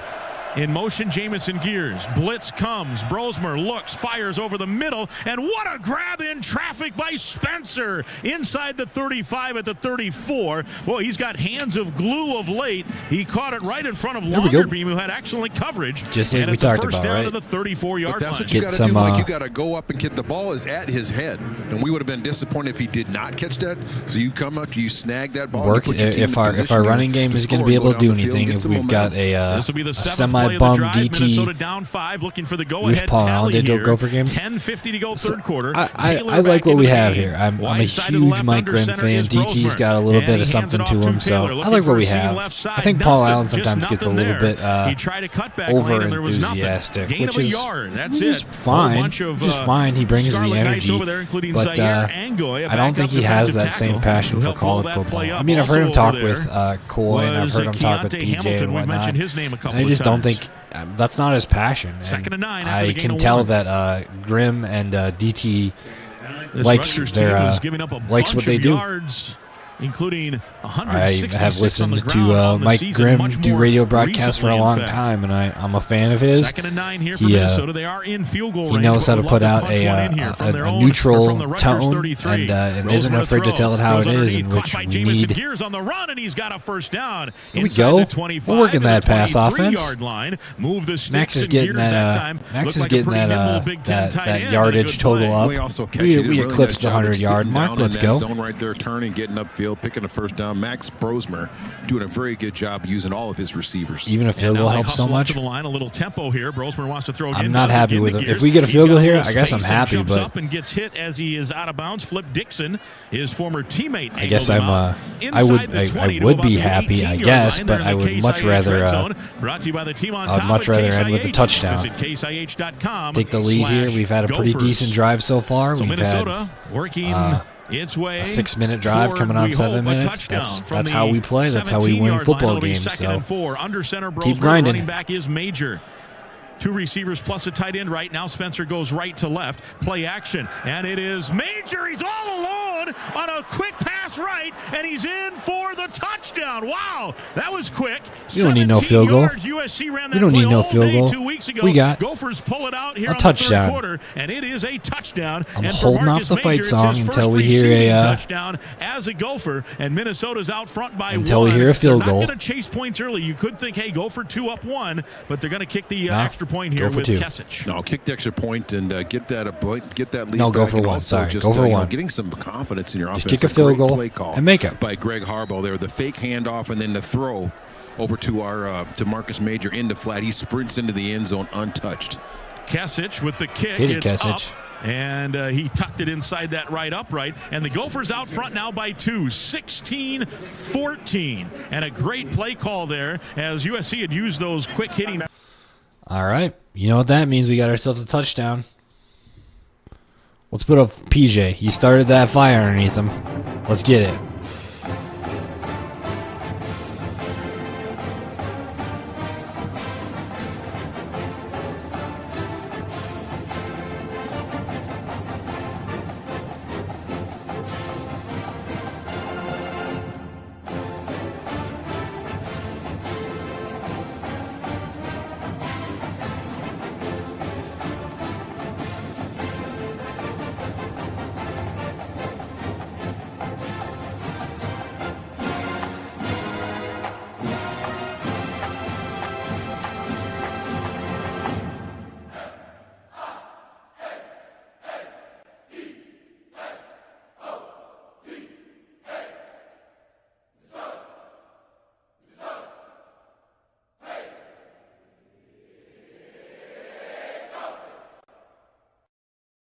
If it's gorgeous you want, look for the grit. Shut up. We did miss a field goal. We missed a field goal to start off the game. Or an extra point, rather. To protect yours. Dragon missed it on our first touchdown of the game. There's nothing like being a Gopher. It was not his fault. There was a low snap and an issue on the hold, but we did miss a field goal to start out the game. Dear Autumn Leaves, you won't be covering roads alone this season. Toyota's lineup of cool, colorful vehicles is ready to we ride turned our by asses your around. side. We are currently Take up. on fall in a trail We executed to end halftime, and to start the second half, we did what we had to do. For more info. We had a Visit your 6-minute local Toyota dealership today. Toyota, let's go places. You can guarantee yourself a Dragon Minnesota has Maroon been and an Gold win interesting when you point sell in your the business season. with He Sunbelt won Big Business Ten Kicker of the Advisors. Year, I'm Sunbelt pretty is a sure, local but alumni-owned company and proud sponsor of Gopher Athletics. Sunbelt he's provides been business owner brokerage services to small consistent in the businesses most as part, well but as he's mergers missed a and few acquisition extra points services that for companies kinda- up to $150 million in kinda pissed me revenue. off Are you if thinking I'm- about if selling? I'm Sunbelt can help you make not- the most from your life's if I'm work. being honest, Visit he's 13 for his sunbeltminnesota.com for a 19 free on, field confidential goals. value range. He obviously Minnesota's missed, largest seller of companies. sunbeltminnesota.com. He missed one of the extra points earlier today. So Hey, if you're looking for a great career that Yep, offers he training missed and a little earlier, opportunities to but advance, that then happens. visit careers.marsden.com Bad snap. to see current openings. Hard hold. Didn't get it. On a nice, almost didn't get the 6-minute drive, perfect they release take the on lead, it, but 16-14 you know, major on a pass play. he's pulled himself untouched out around. of the backfield. They faked it to him. He sprinted near side, and Brosmer caught him on the run, and no one in the neighborhood, and he went in untouched. High. End-over-end kick and a fair catch called, even though he's in the end zone. Either way, it will be back to the 25 by Dremel, and it will be Minnesota now. And they have a test here, DT. They were not very good Sounded like defensively. the last in one that was close. first I half, wonder to if say the the short least, was allowing holding. 267 total yards, but I on don't the know. season they're I mean, averaging 290 allowed. close is best in the one, country. not one. Yeah, I got Well, you. also, as a you team, know, I think 16 points per game average. It's whatever. If it goes in, it goes in. I mean, doesn't matter if it's a mile or if it's an inch. If it goes in, it goes in. Team to get some pressure. Dragon is, our quarterback, you know, their quarterback, a decent kicker. He's shown that he's got some faults, but Miller you know, and Dremel. Kelly he's McManus all right. now looking as if he's changing the play. The running back comes to the left. That's the freshman Raymond. Wide side to the right. Gophers show blitz. They don't blitz. Handoff to Raymond trying the right side. He gets into the secondary, stays on his feet, takes a hard hit from Parrish, but not before. It's a 15-yard pickup on first down. Yeah, that's exactly what the doctor ordered. Mason Crosby That gives your misses offense all the some time. confidence and gives you a little bit of breathing room on He was the a back legend, end but there missed and extra points all the opens time. up your entire playbook to push the ball downfield I mean, through the air. extra points are hard just because of, in that first half, we think a hamstring you know, it looked like. So when and you're Kerry so Brown close playing that, safety. 1 Gophers degree have Jack angle Henderson is at the nickelback, multiplied. And Maverick Baranowski and Cody Lindenberg are the two linebackers. 4 down. Let's get a pick, guys. And You the said two it last time it quarterbacks. happened, so let's get it again. Kelly McManus again altering it. I just want to see our run game stiffen up a little bit. I feel like they've showed us that they can run through the middle a little bit, which has not been consistent for us over a long history. Looked like that thing got stood up at about the line of scrimmage, and he just spun toward the center of the field and backpedaled his way for a couple. They don't have as many. I mean, they've got 12 attempts for 49 yards, 6 attempts for 21 yards, but they just come off in just chunks. And we'll call it a long 6 here. They'll get a 2, they'll get a 3, and then they'll pop off for a 15, or they'll do whatnot. McManus waiting for the snap. Gophers showing blitz. Lindenberg does come, and Baranowski does as well. Throw over the middle. Oh, and Parrish. The throw was well behind Miller. Parrish was going to make a play on the receiver, and then the throw whistled just short of him. He smacks himself on the side of the helmet. Had he watched the ball, Parrish and I don't know how there. they coached that for sure, but had he been watching the ball and maybe not the man, it likely would have been like a player's down. An interception, at least in his mind. And now we've got a stoppage of play here. Garzi.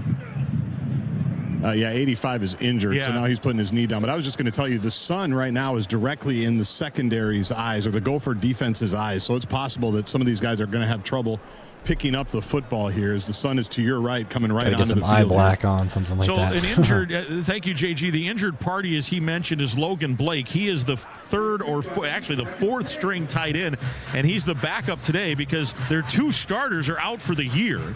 Higgins, their third teamer, is the starter today. Logan Blake, the backup, and so they can probably ill afford to lose many more of those guys. He started to get off the field, and you can hear people screaming on the Rutgers sideline, get down to stop play, and he finally did. So they stopped it. He's off the field, and now there's a no tight end set here with 3 receivers left, 1 to the right. The running back is Raymond. 3rd down now, 3rd and about 6. Key play here. Rutgers in that first half, 3 of 7 on 3rd down. Let's make sure we bend, don't break. Straight drop, looking over the middle, fires over the middle. It's incomplete. Intended target was Miller through his hands. That's he 4. Dropped it. Coy Parrish was there in coverage. They had their great coverage moment, but the Gophers. We almost got that pick. And that's a big defensive play. I mean, frankly, Coy's making movements. He's getting close. There was some pressure on He's getting Kelly closer than he was before. That pressure from him on the I think that was the second time I heard his name called on the broadcast. He just was a very, very difficult. He's getting there. For his receiver. If the sun's not in his eyes, he's really wrapping him up and bringing him down before he's getting there. First punt of the day here for Anderson, and as Guardsy mentioned, Parrish will now be looking into the sun. Anderson, a low end-over-end kick. Parrish can't see it. He has to back away. He was kind of shielding his eyes. It bounces at about the 15 and rolls inside the 10. Can't blame him. Better safe than sorry. You can see him holding his hands up, and he couldn't see it. So Anderson has an effective punt, although it started short. It did get a nice roll, and Minnesota will start from its own 8-yard line when we come back. Right, we got a long field ahead of us, but I mean, we went 78 yards in 10 plays last drive, so let's do it again. During the month of November, other than that one chunk play they got from their running back, we stepped up, so that's good. He said no tight end, that's going to hurt. Is Jamison Gears out for us, or are you talking about no tight end for them? From the Federated Insurance broadcast booth, this is Golden Gopher football from Learfield. I don't see any receiving from any 80s. We've got Jamison Gears and Nick Callerup have both made catches. I'm pretty sure Callerup is one of our tight ends. Yep. At M Health Fairview Pediatrics, we've made it our life's work to care for kids, to do anything and everything we can for every kid who comes through our doors. Because the most important people in your world are our whole world. Learn more about a world of care just for kids. All right, so we got at fairviewpeds.org. We got 91 yards to go. The game against we showed that we can do it last week. Let's run this ball, take it to the fourth quarter and get some points. Let's go Gophers. You know, I would love to run the ball. I would absolutely love to run the ball, but I think that we've shown that with DT, a little bummed. Like he's got a little ankle injury. He's got he's had that thigh injury last week. I think he's shown that he's not going to be a very competent runner today. Marcus Major is good, but he's been better out of in the receiving game this week. He got his first Gopher reception touchdown, so hopefully we see some more in the passing game and really keep everybody in bounds, let the time go, and like you said, make it into the fourth quarter and win it. With tons of equipment that'll give you that big fitness energy. Relax on the Black Card Spa and more. Work out and perk out with the PF Black Card. Join for just $1 down and $24.99 a month.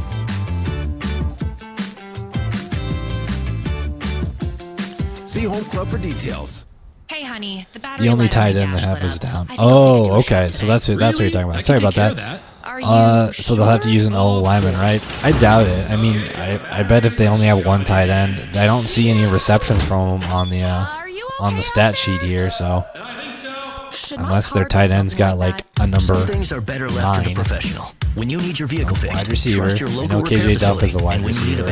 Trust FVP. Visit wide receiver. FVPparts.com for an installer. If they're gonna go play go run style or whatever, they could just bring in an extra offensive lineman, or maybe they have somebody a red shirt to burn or something. I guess Logan Blake is one of their tight ends, number 11 there, but I know that Jay Sean here is Marcus Major, the running back. We'll keep you posted on Darius Taylor.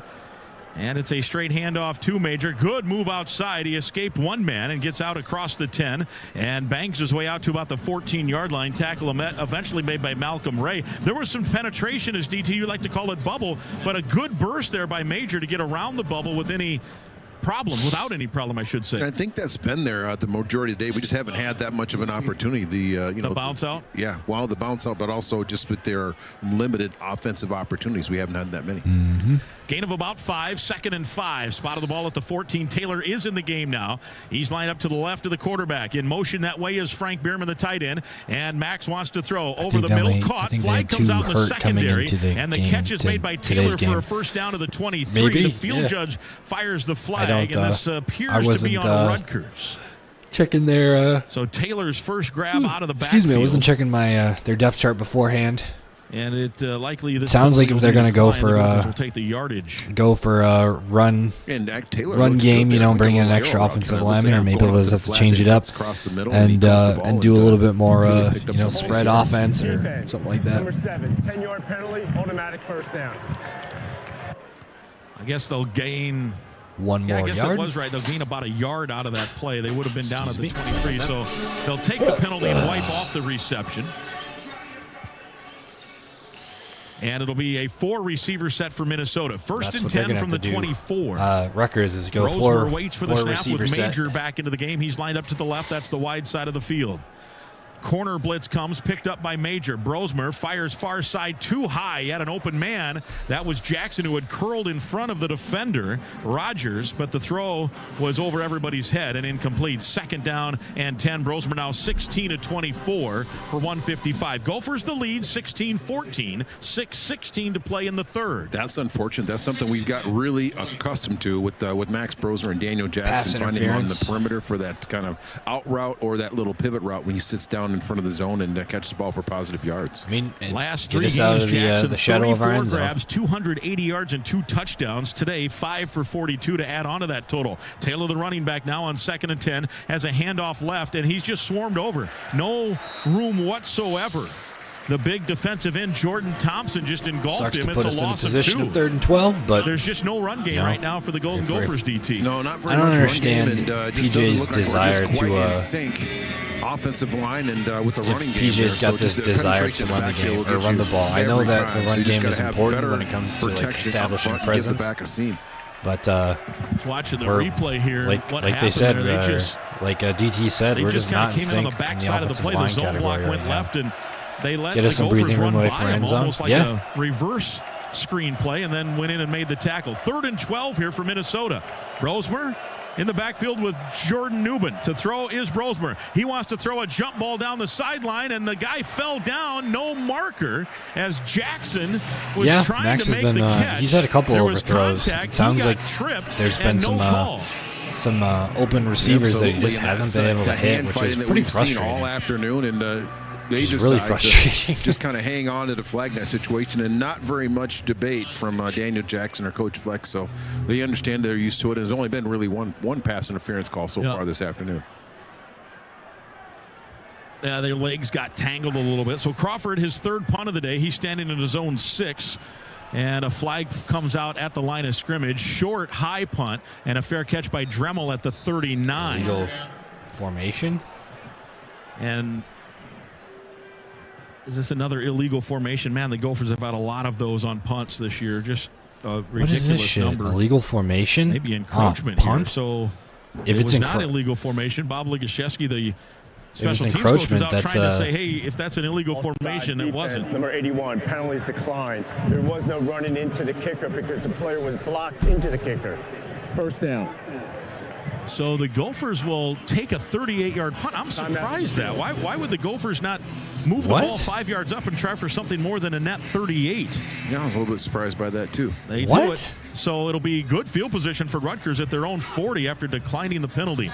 We'll take a break. Stay with us. Minnesota by 2, 5:19 to play in the third. And this is Golden Gopher football from Learfield. How much can you save when you shop Cub? Let's just say you might need a bigger cart. We've weird lowered penalty prices, so you situation save more. there. Why don't we accept On that Essential and every go for the day, repunt it's easy to see the savings. instead of going across the aisles, giving them position from at the pantry 40, see if we can products pin to them within frozen the 20. foods to delicious PJ dairy Flex driving me and nuts. more.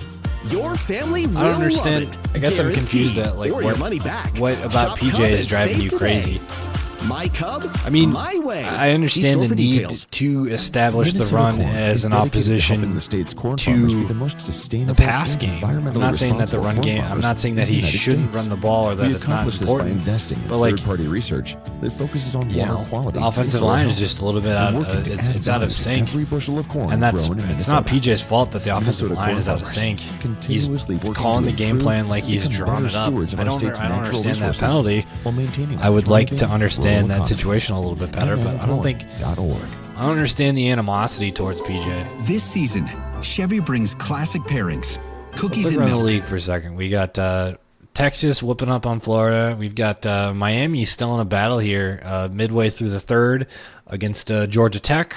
Purdue is down 2 touchdowns. Excuse me, not 2 touchdowns. 24 points against Ohio State. 5 minutes to go in the third. Not a whole lot of other competition going out here right now. The closest game right now, other than that Miami game, is Minnesota over Rutgers. So, told you PJ Fleck is nuts. I don't think he's nuts. GM Financial. Visit ChevyDealOnline.com. You have to establish the run in opposition. I don't think in that position. Like, I think that if you're going to have, if your offensive line is going to be the dumb calls he makes, I guess. I don't know. I feel like PJ Fleck gets live from the I think he gets unfairly dunked on because he's like kind of corny. I don't think he's a bad coach. Starts with Coop Health. Say goodbye to he's frustrating sometimes. His excuse me, sorry about that. His timeout, like the way he calls and like the times in which he calls his timeouts, or sometimes drives me incredibly crazy. But just I don't know. Up in good territory. Gophers did have the I'm just trying to keep some positivity about this game, and no reason to Rutgers will start to get pissed at the coach right now. You know, really nice first half. The Gophers then here in the second half on Rutgers' opening drive force them to punt. We just get our offense has to execute. Our line's got to figure it out, and if we're not gonna figure it out, and we're not gonna give it time, then we just got to figure out somewhere else or some other way to do it. Now, by the way, back on Brosmer's the touchdown drive to start the quarter, he was 6 for 6 on that drive, so he was throwing strikes plus the touchdown. 1st and 10 from their own 40. Kaliak-Manis waits for the snap and a straight drop. They send a delayed blitz. He wants to throw the jump ball far sideline, and that one is out of bounds and not catchable by anyone. Coy Parrish in coverage of Dymere Miller, and it's second down and 10. Those were the kind of throws in the first half that the Rutgers receivers are making some outstanding. Kick that, we just keep the punt. Yeah, I mean, I don't. That's the part I don't understand that call. Want to give your receiver an opportunity, and also Coy Parrish did a really good job of. No, yeah, I understand. I fully understand the idea of like being confused at that punt. I think they should have accepted that call and give us the opportunity to re-punt it. Kaliak-Manis waits for the snap. 3 receivers left. That's the wide side of the field. Minnesota leading by 2. Sure, PJ's got his reason. Over the middle, and it's caught in front of Justin Wally in a 15-yard He might have cost us the game there. Dymere Miller again. Don't make that. I need you to take like one big breath. And it was one punt that slant in the third quarter. Killer for Minnesota. Strong missed and it's the 3rd and 7. And he is an injured player on that play. But boy, that excuse me, it's because Ethan can rifle it, and the Gophers have not been able to get in front or knock that play down. He didn't cost us the game in a single punt. See if we take the he didn't cost. I'm a pretty reasonable person when it comes to college football. He didn't cost us the game in a single punt there. He did not. There's a lot of game to go. Our team's good. We've shown that we have the energy on offense. We can do this. Take a breath. We're going to be just fine. PJ didn't ruin the game for us. Our punter didn't ruin the game for us. Mark Crawford's doing a fine job. I don't understand the call, but doesn't mean doesn't mean he cost us the game. New York product. We're going to be Ian Strong, just fine. One of their top targets. He missed that the USC energy. game, Keep that positivity. He's up now, walking off under his own power. Let's take a break. Gophers by 2, 16-14. Rutgers a 1st and 10 at the Minnesota 45 when we come back. This is Golden Gopher football from Learfield. Preparation is the key to success on game day. And like your favorite Gophers on the field, you need to be ready right from the opening kickoff. Cenex has your pregame routine covered. We've got your salty snacks, we're good to go. Your sweet treats, ice-cold beverages to wash them down, and fresh tanks of propane to fire up the grill. Fuel your fandom at your local Cenex station. Gopher Pride, powered locally. It's a long football season. As a fan, it takes dedication. It takes commitment. It takes sacrifice. It takes 100%. We wouldn't ask you to give anything less since cheese it is made with 100% real cheese. Our defense has been playing better. 100% want and need the cheesy. I think we should have accepted that penalty. I'll agree. I'm going to fully agree with you there. There's probably some sort of statistics or analysis that probably says keep it or whatever, but while you cheer on your favorite team, keep the penalty rather than punt it or whatever, but whatever. Keep the punt rather than accept the penalty. Football from Learfield. He's a good coach. Hey, it's before we get, Affinity let's think. Is proud it sponsor Greg of Schiano? Gopher Let's look up Rutgers. Affinity Plus rewards you for all your banking. New puppy owners can earn points Before we for start shoe dunking toys, on plus PJ, points for would new we rather shoes, have plus Greg points for Schiano, puppy class. or Life would we math rather have is PJ complicated. Fleck? Affinity Plus makes it easier. Visit Let's look at affinityplus.org/GoGophers Schiano's to learn more history. and become First a member off, he today. was at Rutgers That's before when they had a pretty decent, Federal Credit Union, federally insured by NCUA. pretty decent couple of years. Bushel Boy tomatoes are growing Greg right Schiano here in at Minnesota, Rutgers. year-round, Second in time. ideal 2020, greenhouse 3 conditions, wins. so Gopher fans can enjoy garden-fresh 2021, tomatoes 5 every wins. game day. For over 30 years, Bushel Boy 2022, Farms has 2 grown or 4 premium wins. fresh He's tomatoes had 1 picked at peak positive ripeness, season. perfect for any tailgate And favorite. he's even fresh right from now. our backyard, Bushel Boy tomatoes are thoughtfully grown, picked ripe, and delivered fresh. Now let's look at Bushel PJ Boy Fleck. is a proud sponsor of Golden Gopher Athletics.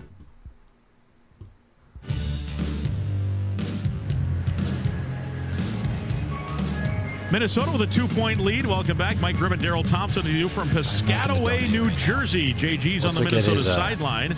Let's look at his Dan side-by-side. Robotham, our onside 22. engineer David Jordan is our Gopher Radio 20, Network producer. Rutgers, let's is just in throw Minnesota out 20 territory because at 20 the was screwy for 45-yard everybody. line. And 9 Kelly wins, 9 McManus with his running 6 back Raymond wins, next to him not to the great, left. but That's still the wide ended side. with a bowl. Waiting for the snap is Kelly McManus. got Has 6 the wins. snap and wants to throw on play action. Whistles it too high and nearly intercepted. Oh, Ethan Robinson almost had his second Oski of the day right in his hands, and had he caught it and kept his feet, that's And about a 65-yard who would we get to pick replace six. And man, is he PJ? In theory, if we don't really like him. Hanging on to that in one. his tenure at Rutgers, I think Ethan's going to be a little bit disappointed. Greg Schiano Ethan might be losing a bit of confidence in his overall record is below 500. It's 9 games below 500. Should have been picked off. That versus PJ, his total at Minnesota is clearly above 500. Yeah, he's 1 game below 500.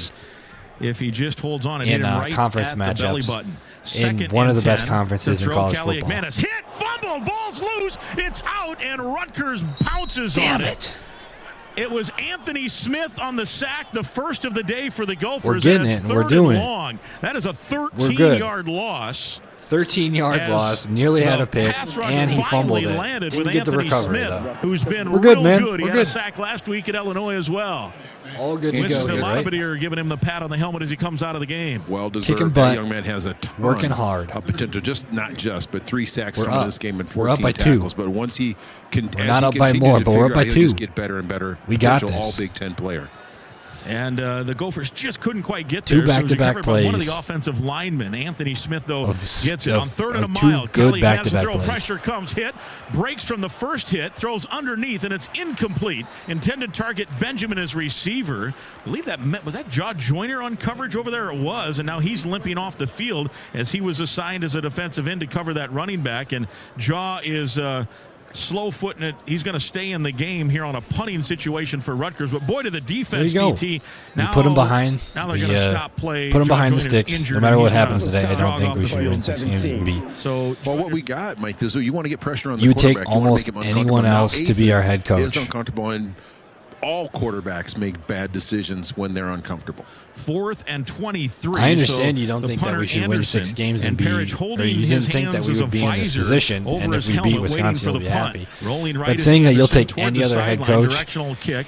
Minnesota's Parrish potentially makes the fair the catch. Good job, 30th saved best some team yards in at college about football right 25 now. right along that sideline. Cleveland should have been Weaved his way fired last through year by the traffic Faith. to haul it in. Good athletic He will play be better there. one And day. Minnesota with pretty good We've field got position, 6 leading wins. by 2. He's 4-2 in the 3:43 to go conference, in and this he's winning third games quarter. in which And they're we at know their we own can win. 25-yard line. Hey, Gopher fans, if you love taking your We family happen to to a live Gopher in one of game, the how most about getting negative 4 media discounted markets in the tickets, entire 4 soft country. drinks, When was the 4 last mix time and match a Minnesota popcorn media and market was candy, happy and with any $5 head off your coach? next $50 purchase at Cub. Log on to gophersports.com/tickets Chris Finch, for complete details. I guess. It's the Cub Family 4-pack, and we'll see you on campus soon. Go time here for the Gophers. A touchdown here clearly would okay. be Sorry, I awfully thought you were. important if you want to win this game. Salute, go time, Mike. As you're You saying, take anybody field else as your head position, coach? and, our number 1 running back in the game. Hopefully he's healthy, and Max feels like Let's he's look up- getting more and more comfortable here as the game goes on. Under center, Brosmer, handoff to Taylor, and he gets to the line of scrimmage and then kind of angles Michigan his State way head left. football It's coach. clear We'd have he's Jonathan 100%. Smith. That Yeah, is not the I see normal that now. stutter step bounce outside move. It got 2. You take It'll Jonathan be 2nd and 8.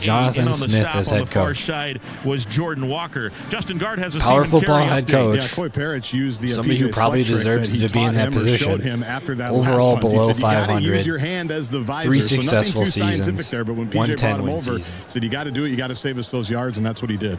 2nd and 8 now. Good report from JG. Taylor K-Fan, stays in the game. Passing situation probably for Brosmer. K-Fan is the he gets least the snap, wants positive to throw, thing left, in Minnesota left, sports Gears, media. it in, and it's a first down across the They're 45, always calling for the firing of angled out PJ the Fleck, and they don't 46-yard line. like Minnesota And a good college job football. by Minnesota, the Gopher in this market, quarterback and tight college end on a football pitch isn't and catch. appreciated Great because we route have by every Gears, other pressing sport. up And and even then at every running other out there at sport, the they're last second, constantly and trying to get really the head the of our accuracy of Max Brosmer get on the that head of ball, every putting the single ball right on the coach. boundary. Wants to throw again. If it's quick not a into Gears, traditionalist, and he got a yard. and it's not Jabome somebody got who the gets stop us there, national Quebec championship product, wins, then, and it's out to the then they're not going to be 46-yard happy. line. And Minnesota It'll be isn't a place second where you come to down win and national 9 after a gain of championships. about It's one. not. 2:30 We're to not go, there. Third quarter, Minnesota by 2. In fact, You they said truly no believe game. we They would did not be give him a real friendly spot, 8-1 so without 2nd and 10. Coach Must Fleck. have seen something they liked there. Seen a few times they've thrown the ball out in the flat to the tight end. It must have That's a worked bold the statement. last couple of weeks. Hasn't worked too well today. Prior catch by Gears went for Even 18. This one goes for no gain. Gears, I 5 could not catches, disagree with you 35 more on yards. that, Jackson, right? 5 catches. Let's look at and Michigan 42 State. yards. Michigan State, Second or and excuse 10 me, here, Michigan. Brosmer, empty backfield. Only one in it is A him. team that is Back to throw, littered with Brosmer. 5 Plenty of stars time, throws underneath, that caught won by the national Spencer, gain of championship 4. last year He and takes has a no hard reason hit not to at be about the one of the best teams in the 49-yard country right line now. of Rutgers. With And their they'll bring up 3rd and offensive mid-range. coordinator, We'll call it with a gain their of 5, former so offensive 3rd and coordinator 5. at the helm. He's got 4 losses. Max likes these situations. There's a lot of different things you can do. We haven't seen a How much of it has to do with coaching and how much of it has to do with actually surprised just being a to good see team? screen. We also have seen Max run I think the ball. PJ don't see gets that every happening ounce here, of but I could player, see the and screen. if PJ Fleck Out isn't of the here, pistol, we you wouldn't can have see maybe Coley. a similar We wouldn't play have call had to a what they 10-win scored the season a touchdown couple on. years Just ago. a quick pass out into the flat to a sprinting running back.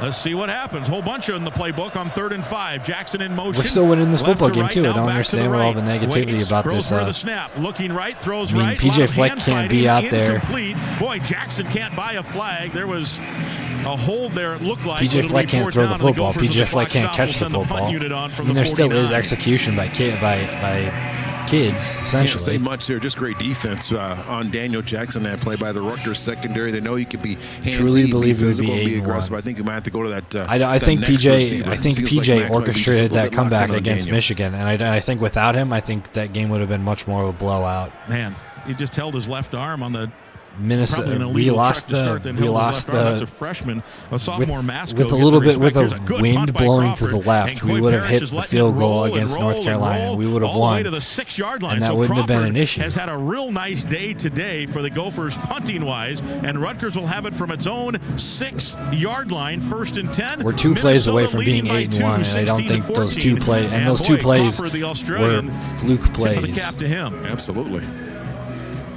We will keep it here as there's one. I get having some frustration towards PJ. I'm not calling him the best coach. I'm not calling him an national. He's not Nick Saban celebrating here. over 165 We don't have Nick Saban. We don't have families in the Twin Cities. What? Proud supporters Dabo of Gopher Sweeney football. here. Visit the webpage Ryan at Day isn't going to magically appear out of washburnmccreevy.com. the mist. Shadow of that scoreboard kind of hanging over where the We've got a football second is. There's tier. just We've one got little a second tier rectangle coach, but a shade second tier down there, coach and here that's is currently a where really good the coach. lines are lined up on that right side of the He could be a hash. third tier coach if Kelly you really McManus wanted to waiting put for him the there. snap at his own 1-yard line.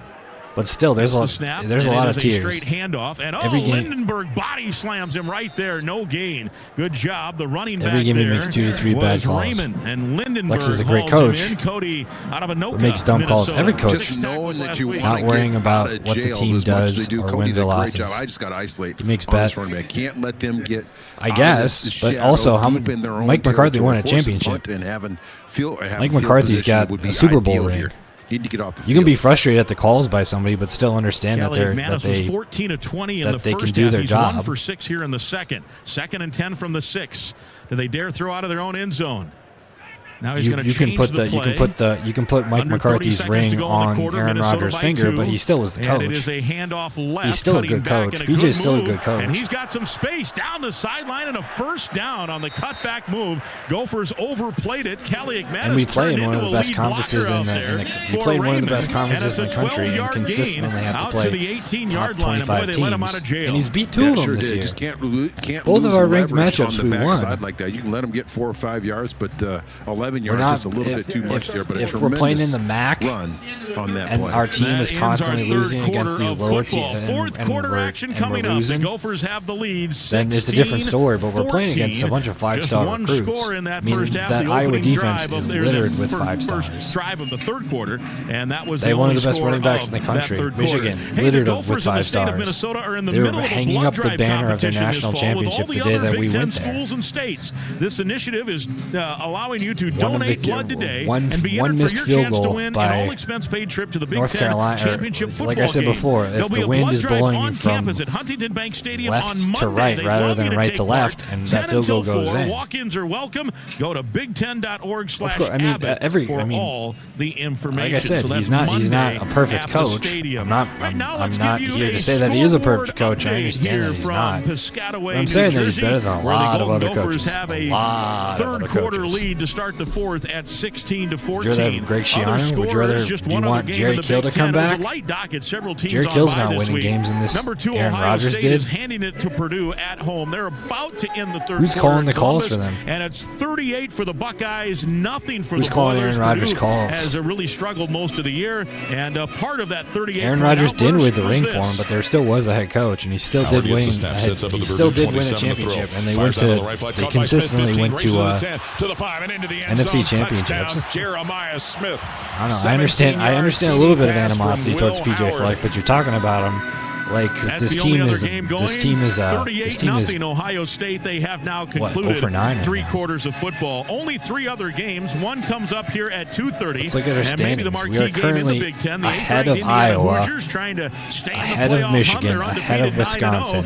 We are only behind an Indiana team that's played nothing but frauds, an Oregon team that is genuinely a national championship contender, an Ohio State team that is genuinely a national championship contender, and a Penn State team that is pretty damn good. And Washington has the night and then game there's on us. Peacock tonight against 6th-ranked Penn State in Happy Valley. We consistently find ourselves in the top half of the top half of the league for most of PJ's tenure because he milks every ounce of potential out of us. It's true. We're good to go, man. Financial is a proud sponsor of Gopher Athletics. Truestone offers a full menu of exceptional We're good to financial go. services, We do need a phone book, and they're in your neighborhood. Learn more at truestone.org.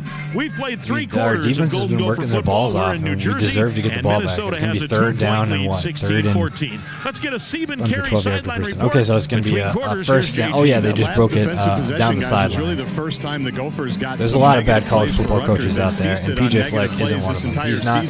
He's not the gold standard, but he's not the bronze standard. All day. The man responsible for it, Anthony Smith, has his own. I don't think he's as bad as section. everybody says he right is. In front of you in section 106, they've got a bunch of pictures of him blown up. They're holding them up. Have to imagine they all made the 3-hour drive from Shippensburg, Pennsylvania, where Anthony Smith is from. But you don't frequently see on these random road games a dedicated cheering section with pictures of said players. So they were fired up about number 0 getting in the backfield there. If he makes another play here, look straight down and you'll see that group. Well, let's hope we have to look down and watch that group celebrating a whole bunch more. Smith is in the game at the right end. Remember, Jaw Joyner limped off the field after the last stop, so we'll try to keep you posted on that as well. Smith at the right defensive end, Strigo the left defensive end. Kelly McManus is out there, and the Golden Gophers now with a 1st and 10 defensively from the 18. By the way, we talked about that body slam tackle by Lindenberg earlier. He does that was not his cost 10th, us 2 or 3 games a career year. 10 tackle game. From the 18, Kelly McManus out of the pistol and a 1st and 10. It goes back to year 1. The year 1 wasn't his team. He was getting a team that was decimated by the leaving of Jerry Kill, the issues with our temporary coach at that point. I don't remember his name, but he was the offensive coordinator at that time. and a scandal that caused a lot of players to step out of the team. There was like a sexual assault scandal or something. Or it wasn't a scandal. It was like it was guilty until proven innocent by the university that caused a lot of players to leave. Plus, it was a new coach. Running back is Raymond standing to the left. That's the wide side of the I think field. our team is better than our record, but I think he has milked. I think he has gotten a lot out of our players. Here is a quick handoff and a nice game. You can't tell me that the team Raymond, that our 10-win team when we beat Penn State and Winston, we'll call it 5. It'll be that team third didn't down and 5. outplay their potential. You tell me when we beat number 10 ranked USC this year that team didn't outplay their own potential. Callie Manis gets the snap and a straight drop. Looking, wants the 50-50 ball far sideline. And it is tipped away at the last minute. Great defense out there. The Sicarian moment. Great coverage again. Ethan Robinson out there got a hand on it as it was approaching the wide receiver Duff. And you see the hand-to-hand combat with them, and he's like, no, I can't lose this battle here. I'm going to continue to fight and kind of look and lean as the defensive backs are taught, and it works in that case to get off the field on third down. Yep, fourth down here for Rutgers, and they will have their third punt here after not punting in the first half. Their third punt here in the second half. Jacob Anderson averaging 42.6. No sun to deal with now for Parrish as they flipped ends. Rolling right is the punter. A little wobbly kick, and it's short. Gophers got to be careful as it bounces back and takes a Minnesota bounce. It hit at about the 34 and bounces to about the 36 back upfield for Minnesota. So they'll have it at their own 36.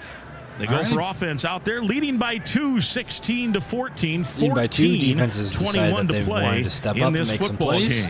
Big drive right here. Use their offense to do the same thing. Points on the board. Get beyond a one-possession game or just a field goal or anything like that. Need to put some space in between Rutgers and University of Minnesota. Win big with Window Concepts. Enter for your chance to snag $5,000 in home improvements and a trip for 2 to the 2025 Gopher football game at Oregon next year. Plus, second place gets you football season tickets next year. Don't miss out. Register today at gophersports.com/Window Concepts. First and 10, Minnesota from the 36-yard line. Under center is Max Brosmer. The running back is Taylor. Play action to throw. Brosmer hit, spinning out of one, and he can't get out of the other, and that is a huge sack all the way back at the 20. That is a 16-yard sack as Brosmer kept trying to spin out of the sack. He just couldn't get away. Well, Max had success in the first half. That's one of the times right there he wishes that when he did spin out, he would have got out there outside the pocket and been able to throw that ball away. But he's trying to make a play when that time might have been better to just spin out of there, throw that ball away, and see if you can save yourself 16 yards. Boy, it was a delayed blitz and a great job on that blitz by the middle linebacker. I don't think the issue is with PJ Fleck. Untouched. The line committed elsewhere, and that left the lane on the right side just to come in untouched. And on third and a mile, or second and a mile, Brosmer hit again, lost the ball, picked it back up. Now he's rolling right, and he throws it away. Well, into that sideline area, and the Gopher line a sieve on these first two plays. I'm somebody who's an eternal Gopher optimist who will always give us, defensive will always put us fired up, doing a good job of winning their individual battles. Who's always going to say that we're going to win more games than not. But even with that being said, you still have to be realistic with your expectations. And going into this season, I did not think that we were going to be on those kids on defense stepped up. Jordan Newman into the game. Yeah. Defense is stepping up. We need our offense to do the same thing. The defensive coordinator signaling something that he sees. Not to drive it either right now, but if our defense is going to do it, then let's do it. Sends Gears in motion. It will be a pass to throw. Brosmer fires over the middle. He's got Gears, and Gears gets it out to the 40. That's across the original line of scrimmage, and a nice gain, but short of the first down by about 6. Number 22.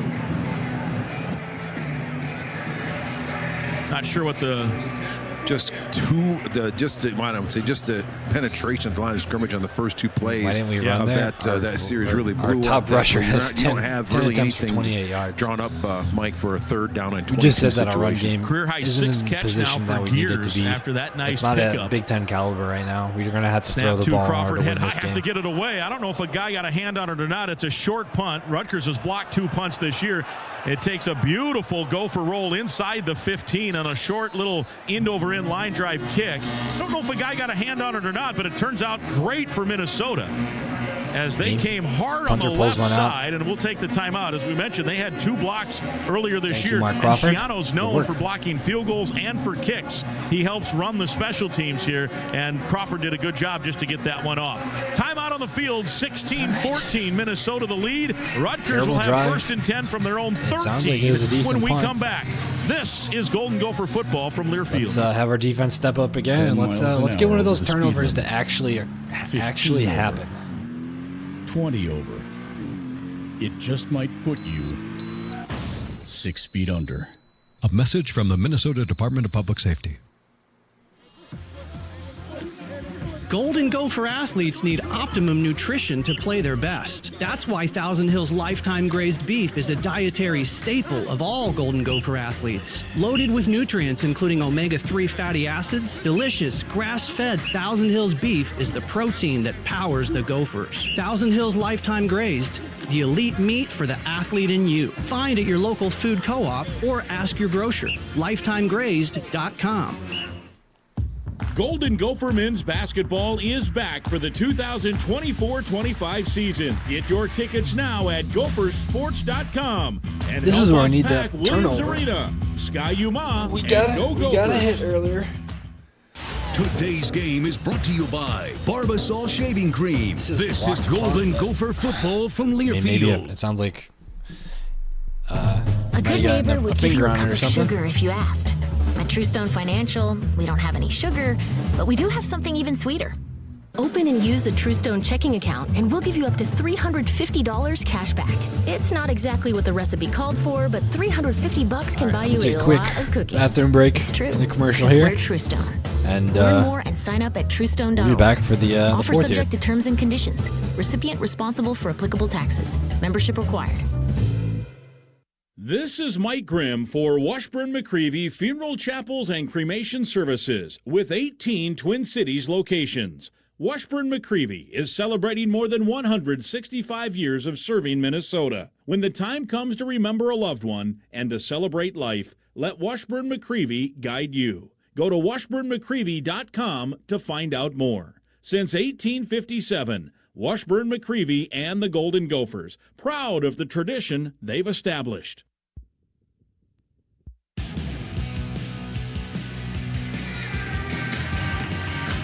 Welcome back, Minnesota, with a 2-point fourth quarter lead.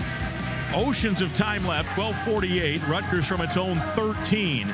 Coleman Bryson and Kerry Brown are your safeties to start here. Jack Henderson is the nickel. 2 linebackers, Williams and Lindenberg. Lindenberg with another double-digit tackle game. And then Jackson Howard, one of the defensive ends, in on this play. All right, let's get it here. Callie McManus waiting for the snap, has the snap, and wants to throw on play action. Plenty of time. Now the pocket collapses, and down he goes. Boom. Back inside There's that the sack. 10 to the 7-yard line. And I couldn't Put him see behind who the knocked sticks. him down on that play. Was that That's a Jaw 6-yard sack. There was a host of folks, and there was so Sounds much. like we all got there at the same humanity. It was time. hard to Jaw tell Joyner, who let's made the sack. give but it up for was a him. big sack, and the Gophers' pass rush has been much better here in the second half. It's a 7-yard loss. It'll be 2nd and 7. Get a replay here to see for sure who penetrated and got the sack. We got the man of the hour, PJ Fleck, here, starting that fire against our defense's ass. That Logan? Jalen Logan. Let's hope he can Eastern, start a fire against our offense's ass for this last couple 17. 12 minutes here. Kelly McManus from his own 2 drops back into his own end zone. Blitz comes, pressure comes, fires. It is incomplete. Again, too high and a little wide. Miller, the intended target. A tale of 2 halves for Ethan Kaliak-Manis here. Started out the game and that was absolutely a really good combination. on Some fire. coverage because he did have time But to start, hasn't been able to do it in the second half. Started out with the 14 points Mike, and, hasn't done much since. Half so far, so he's not currently quite Max as hot as he was in the Brosmer's got first half. more completions and less more completions, less incompletions, less yards. Interception is coming. Under 12 minutes to go now. We got the kids out there with more heart. This defense is coming out. Back-to-back short drives on offense. Yeah, our defense is stepping up, though, but we can do this. Rolling left, flag comes out, ball batted in the air and incomplete. Now let's check the marker. If this is What's a the flag hold here? in the end zone, that could be points for Minnesota. So they're Can we going to get a discuss safety? it here. Jerry McGinn. And let's listen here on the flag. Personal foul. Face mask. Defense. 17. Fuck! It's a first fucking down. Man. First down. Second week in a row, God a Jaw damn Joyner it. face mask in the fourth quarter. Wow. Man, that's a punt from your own end zone. On 3rd and 17, Joyner face mask in the We need to end have that zone. interception, man. How do you face mask rushing the quarterback?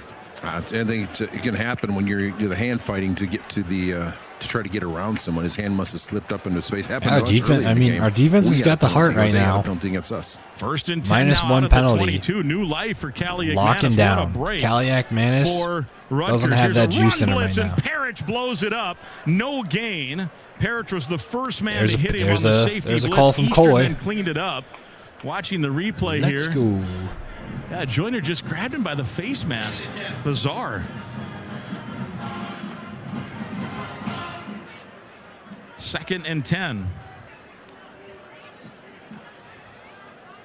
We went from thinking the Gophers might get points to Rutgers again out of the kitchen back there. 2nd and 10 here. Clock winding. 11-17 and ticking. Minnesota leading by 2.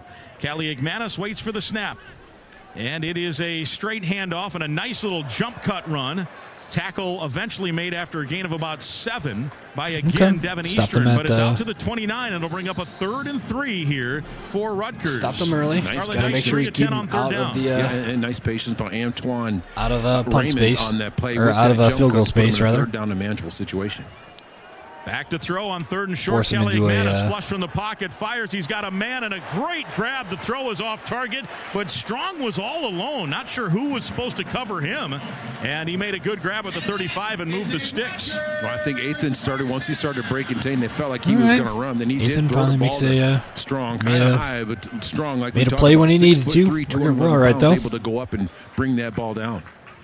First down, Rutgers, 10-25 and counting. Gophers needing to stop here, leading Yeah, by gotta 2. get the, 16-14 the count. that Gophers that trailed face 14-9 mask at call half. by Jaw One was touchdown here in the second half. not That came on the ideal in opening that drive of the situation, third but quarter. they're still Raymond, still the freshman behind. They're running still back, in waits their own territory, and so has we're the good to go. handoff left, hit hard, spins out of that tackle though. Kerry Brown hit We need him for their a tackle strip, for a loss, another, but couldn't bring him down. strip again. And it turns into a 2-yard Strip gain. sack, fumble, That'll something bring like up that. 2nd down and 8. Jaw Joyner, make that Anthony Smith eventually made the stop. Yeah, and Kerry Brown, a very, very sure-handed tackler, the redshirt freshman, 43 tackles coming in this game, and he is, I just like the way he plays, physical, downhill, defensive back. Strong is wide to the left, 2 receivers wide to the right. Miller and Duff. Running back is Raymond, 2nd and 8. Caliac Manis from his own 31 waiting for the snap. And he hands it off. Raymond, a jump cut there, not successful, got a yard. Good job by Minnesota, plugging the right fits. There we go. See who ended up 2 and 8. off the end of that pile, maybe Joyner. And it's 3rd and 7 here for the Rutgers Scarlet Knights. And again, they hustle up. They don't sub, so Zaquan Bryant comes in late. And they fire it out. They caught the Gophers. Oh, and they dropped it. They caught the Gophers in a late sub. And dropping the pass was Dymere Miller. Would have been a first down. Rutgers knew what they were doing there. They didn't sub, so they hustled to the line of scrimmage while Minnesota subbed a 3rd down package. And the Gophers were not ready. Right, and trying to create chaos on the defensive side, they create a little bit of chaos on their own with the guy, even though he knew he was open. Yeah. Got the ball out there early. Ethan did a nice job. Put 4, the ball baby. on him, and unfortunately, for a Rutgers, very odd drive. Yeah, all of that for a slice of gobble-a-goo. Here's a Gabagool. kick on the Not end gabagool. over end, comes to Parrish Gabagool. backpedaling, makes a catch with his thumbs inward and goes down right there. There were all Rutgers players around him, and that is it. So that's back at the 12-yard line. Good They punt punted it there the by wrong way. Anderson. And Minnesota up by 2 will get the ball back, leading 16-14. 9:01 to go in this You football got it at the game Rutgers 0. from the Wow, that's Federated crazy. Insurance broadcast booth. All right, This weird is drive Golden for Gopher football from Rutgers. Learfield. With the Golden Gophers, Start out with a every sack, touchdown is incompletion. more than just a touchdown. It's Another- a testament to the teamwork, elbow grease, I and thought it was can-do another attitude it sack, takes to but make it to the end face zone. mask. And while our fields aren't the Run for kind you throw nothing. passes on, That Case 7-yarder knows where he every broke out of the successful tackle. farm is more than just a farm. It's the The product fake of sack top-notch rollout tillage, by planting, Ethan. harvesting, hay, and 2-yarder, forage equipment 1-yarder, at the hands of hardworking incomplete, and then a growers. punt. Settle the score with superior tools by We visiting got the your ball. local Offense Case needs to IH put dealer it together. or go to caseih.com/Gophers. Sounds like Go we just need to Gophers. keep our keep Save our money at the pump while helping Minnesota's economy and environment by keep fueling our up with quarterback E15, safe. also known as And unleaded 88. keep him in bounds Unleaded and 88 make is a sure that Minnesota-made clock renewable is fuel rolling that while we get. reduces emissions, lowers Let's prices, chain together a couple. improves engine efficiency. Find one of Minnesota's nearly 500 let's gas get stations offering things unleaded moving. 88 at Interception time. We're on offense. or I don't want to see download an the Minnesota interception. Biofuels locator app I want from to the see Apple App Store or Google Play Store today. Minnesota Biofuels driver. Association. I want to see a Minnesota Christian Grown driver Energy for today and make tomorrow. a 45-yard reception. Yard after catch the ball, run down the field. Shop Friday through We're going to say Sunday 20 and yards, so many yeah. deals. At the top of my list, Amazon It's gives tackled tablets deep for in $49.99, enemy territory and gives 40% us off the Cozy Fleece, a shark vacuum for gives us that $149.99, opportunity. and with an extra 15% off, Let's men's fourth flannels down. are Yeah, under we just punted it. $17. Plus, you'll earn $10 Kohl's cash for every $50 spent at Kohl's. Select styles, 15% offer valid November 8th through 10th. Coupons do not apply to Amazon and Shark. Some exclusions apply. See store or Kohl's.com for details. Gopher Athletics is proud to partner with Salvation Army this season and offer buy one, get one free Gopher men's and women's basketball tickets for food donations during the month of November.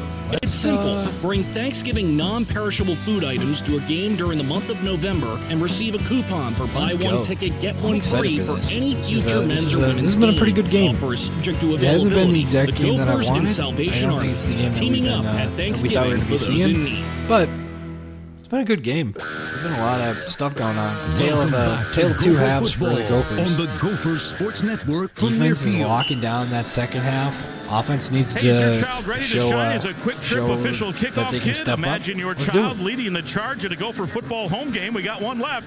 They thought it can was third kick down. off the They said action in front of thousands of cheering fans. Simply download the Quick the Rewards defense app, doesn't have a long enter the drive. fan zone, and sign up your kid for the experience of a lifetime only from Quick Trip. Keep our wide Gophers receivers leading in bounds. 16-14. Welcome back. Hopefully see some Marcus play. Major action. And We haven't had a Gophers whole after lot the on the punt. ground, but sounds like DT might not 49 be yards. in pristine They'll have it condition at right their now, own so that's all right. 12-yard line. Brosmer with Darius Taylor behind him. Minnesota with 242 yards of offense. Rutgers 314. Max under center. Sends Christian Driver in motion. Spins, hands off to Taylor right side. Trying to pop outside. Has a little bit of a seam. Flag comes out in the backfield and looks like it might be a hold here. And boy, Darius just did not have the burst to turn the corner there like we have These seen offensive most of penalties the year. are fucking murder. No, absolutely not. Just looks like he's kind of striding and can't quite just put it in gear like he'd like to. Holding, offense, number 60. Half the distance to the goal, remains first down. That's Philip Daniels, the redshirt freshman, right tackle. Phillip's going to be all right. He's got to learn how to get that helmet back on the outside, get that arm in there a little bit stronger with that punch, but that hurt us a little bit there. Yeah, it'll be 1st and 17 or so, half the distance back to about the 11-yard line. Brosmer this time out of the pistol with Taylor next to him, standing at his own 1-yard line. Clock running, 8:40 to go. Max to throw from his end zone. Plenty of time. Fires underneath. Gears makes the catch. Fumbled the football. And let's see. Looks like Rutgers has it. They do. I wonder if that's a catch. It certainly can be reviewed. The Gophers have not had a turnover since the Michigan game. The ruling on the field was a reception, fumble, first down, Rutgers. Get another look at it here, Mike. Hopefully review flips it over. Have the ball tucked in. Oh, I think that's a fumble. Can't tell from that angle whether he was bobbling or not. So that is tough because that's now 1 in field goal range, which would give them the lead. 2, they're 12 yards away from a touchdown. Damn it, dude. Boy, tough turnover there. That is the last Just a place throw we want to underneath, turn the the ball gears over. caught, turned, and especially when got they popped. haven't been able to do much on offense. The man on the hit.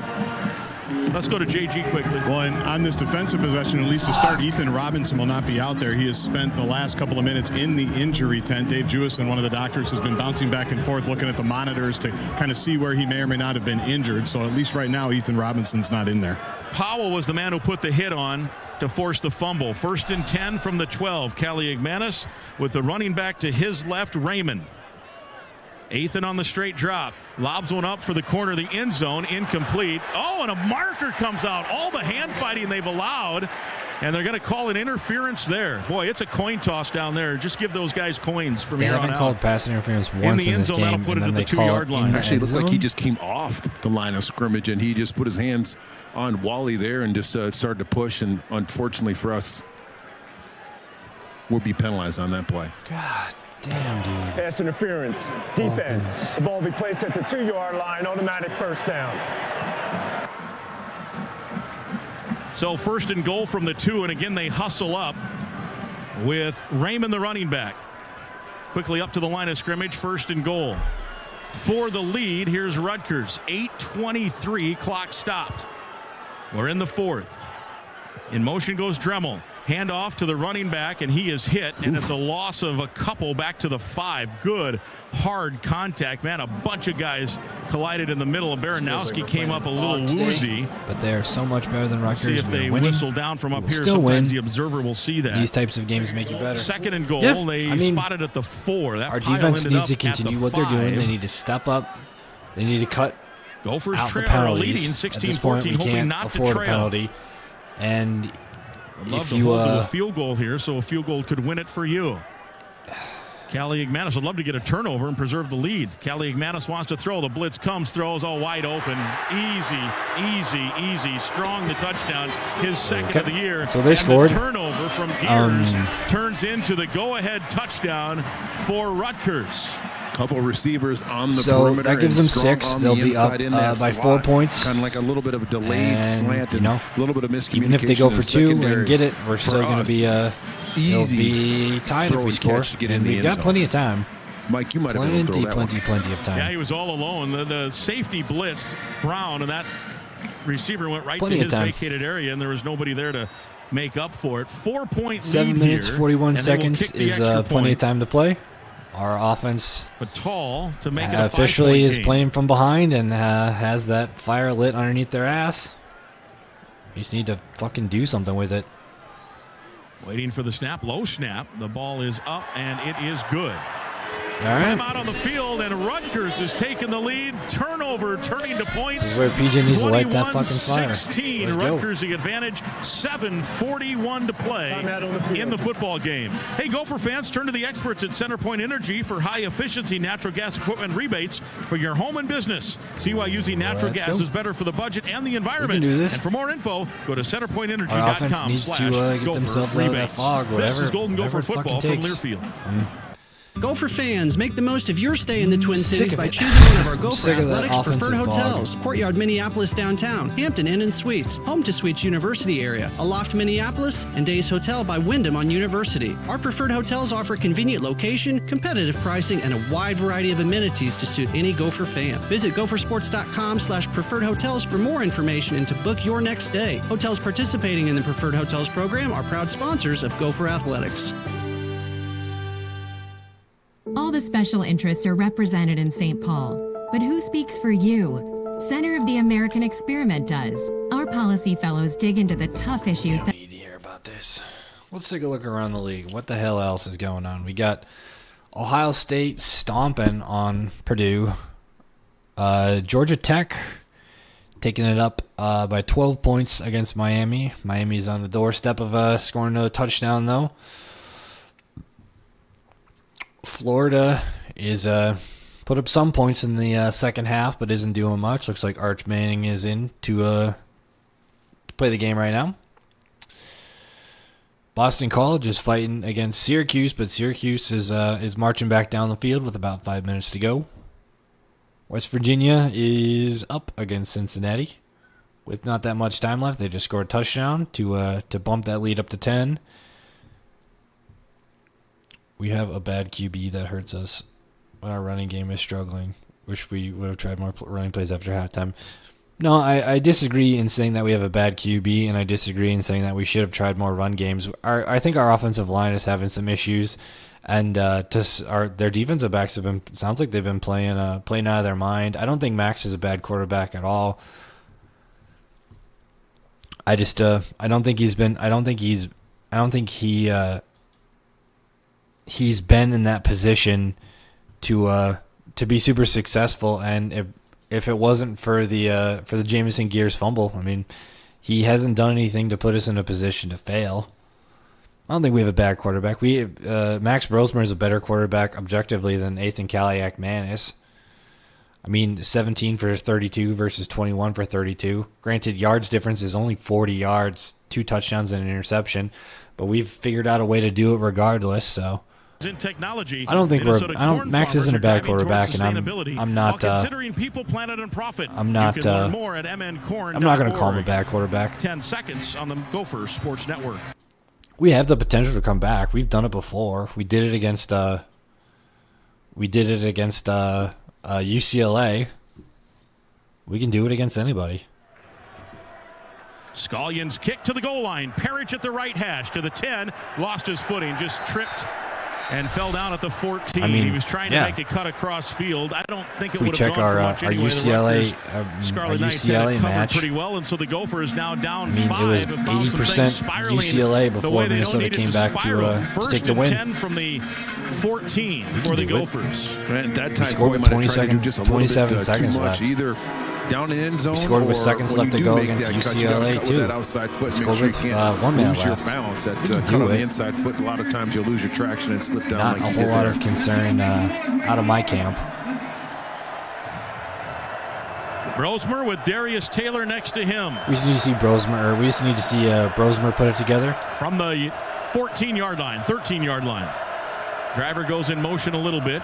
It's play action. Brosmer hit and sacked. Did the ball pop out? It did. Another fumble. There's a stack of bodies there, and they're staring it down. Let's see who has it. Wow. Fumble. Just an absolute collapse of the offensive line. Christ. I'll give Rutgers credit. They used the bye week to get a lot better. And this is going to be Rutgers football. Yep, that's it. No, now they're saying maybe not. Let's see. Oh, Minnesota football. They give it to Minnesota. All the Rutgers players came running away, signaling Scarlet Knights football. Let's listen to the announcement. Rolling on the field with a fumble recovered by the offense. All right. Jared, what's going on with the O-line now? They have we just heard it there. It's not that we have a bad quarterback. There was a group. It's an offensive line struggle that got home on that play. So I don't know. It's an offensive line struggle. They're winning their battles at the line of scrimmage. That is not giving us the opportunity to do what we need to do. All the way back at the 3, 2nd and 19 from there. Brosmer from his own end zone waiting for the snap. On a quick drop. Throws deep, far sideline, and it is incomplete. Where's the flag there? Nothing. It was underthrown. Jackson trying to come back to it, and a guy ran him over. Sounds like there's been a lot especially considering the last play where we had fighting in the defensive situation where the defensive secondary. And they've only called it once, and the one time that they called it has gone against us. It's a big third down here, though. There's not a lot you have in your playbook drawn up for this that's third not down help situation. Us, we need 3rd down and 18 win in these to figure situations. out some way to pick up a first down. Salam was the man on the coverage. He just ran over Jackson trying to make a catch. I don't know what these guys in the back judge area are watching. Brosmer to throw on 3rd and a mile. Hit in the end zone, safety, sacked. Gophers now down 7.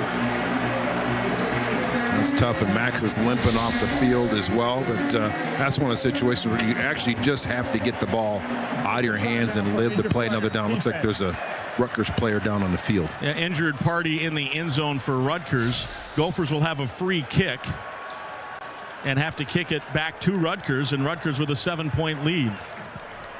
Well, I don't know what to say there. I don't know what happened there. Nobody appeared to be injured on the play. I don't know why our was that in the celebration? Offensive line has absolutely shit the bed, but man, the pass rush for Rutgers has just been too much here in the second half. Minnesota looks very confused, and Joe Harris-Simiak has dialed up a couple of things. Rutgers coming in I don't had get it. just 12 sacks all year, which is near the bottom of the Big Ten. But today, they are now at 4 sacks, including 3 big ones here in the second half. That one got points on the board. Boy, it didn't seem like that long ago that Minnesota, we thought, might get 2 points for safety. That turned into a face mask, and it changed the entire complexion of the game. The fumble by Minnesota deep. Yeah, ESPN had that in the beginning of this year. I'm pretty sure if that's the same thing you're talking about, it was had him as the second worst 10 in the Big Ten. He's fallen out, and unfortunately not getting a pass interference call against Jackson on that last series as well. So that leads us to the safety we have where Max tried to hang on to the ball a little bit too long in the end zone. And Max is not the second worst quarterback in the Big Ten. Well, I can tell you undoubtedly that might have been a preseason poll that you're talking about, but currently that is not true. The quarterback for Northwestern is significantly worse. The quarterback for Purdue is significantly worse. The quarterback for UCLA is significantly worse. That might have been a preseason poll. I think I know the preseason poll you're talking about. The quarterback for Michigan State is worse. A linebacker. Yeah. So Minnesota will have How much time is left? There is 6 minutes and 51 seconds remaining in the fourth quarter. We have to kick off the tee here. And obviously now you need to kick and then get a stop. From there. And they need to put something together offensively after that beautiful drive to start the third quarter. The Gopher offense has done nothing against a Rutgers defense that has absolutely been getting torched. 5 straight weeks. 521 against Washington they allowed. A little better, 261 at Nebraska. Painful 550 to watch. Wisconsin, 477 UCLA. There is time left. 434 USC. Turnover. And Minnesota somehow today just 235. We could. So they got right in interceptions a possibility. Kesich's kick, and he fumble recovery. into that sun and a fair There's catch a lot of things that we can do to get the ball. And that's it's pretty just good outcome. frustrating as hell at this point, and that puts us in a position to where we cannot. So Minnesota we can't win the game outright. We can only tie it. I mean, we can go for 2, I guess, but after the safety. I would be nervous to go for 2. Way to get our get our offense back on the field and see what we can do to close out this game. But with 6 minutes and 53 seconds to go, need to dial up some pressure and take it to Rutgers here. Gophers would love to force a turnover here. Down by 7. Boy, this would be a disheartening loss here if Minnesota can't rally. It would be quite a disheartening loss. Coy Parrott showing blitz, and he does come on the blitz, and they force it inside, and they still got a couple. They just weren't sure whether Athan was going to keep or not. Boy, that was a long mesh point. It's one of the plays you may just want to come flying in and break it all up.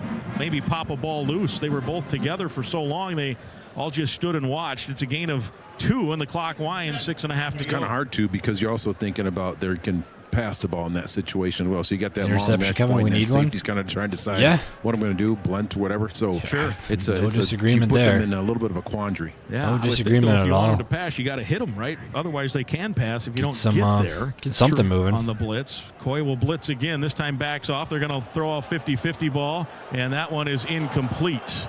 Good job there. That was Ethan Robinson in coverage of Ian Strong. Good play. And Ian Strong, in true the ball is the program type fashion, as Rutgers also has that as the slogan with Kirk Shiraka, scooped the loose ball up after it was incomplete just to hold it and gave it to his ball boy on the sideline. So it's 3rd down here. Clock stopped. That's a favor for the Gophers. 6:07 to go. And we'll see what the Gophers have in store defensively for Callie McManus and company on a 3rd and 7. From the 28-yard line. Athan looking like he's going to change the play. The running back is Raymond. And it is a handoff to Raymond, and he is swarmed over. May have lost a yard. Minnesota did a nice job there. Strigo. That's a 4 and out right there. Lindenberg combining on that stop, and it's a loss of 1 and 4th and 8. So the defense does its job.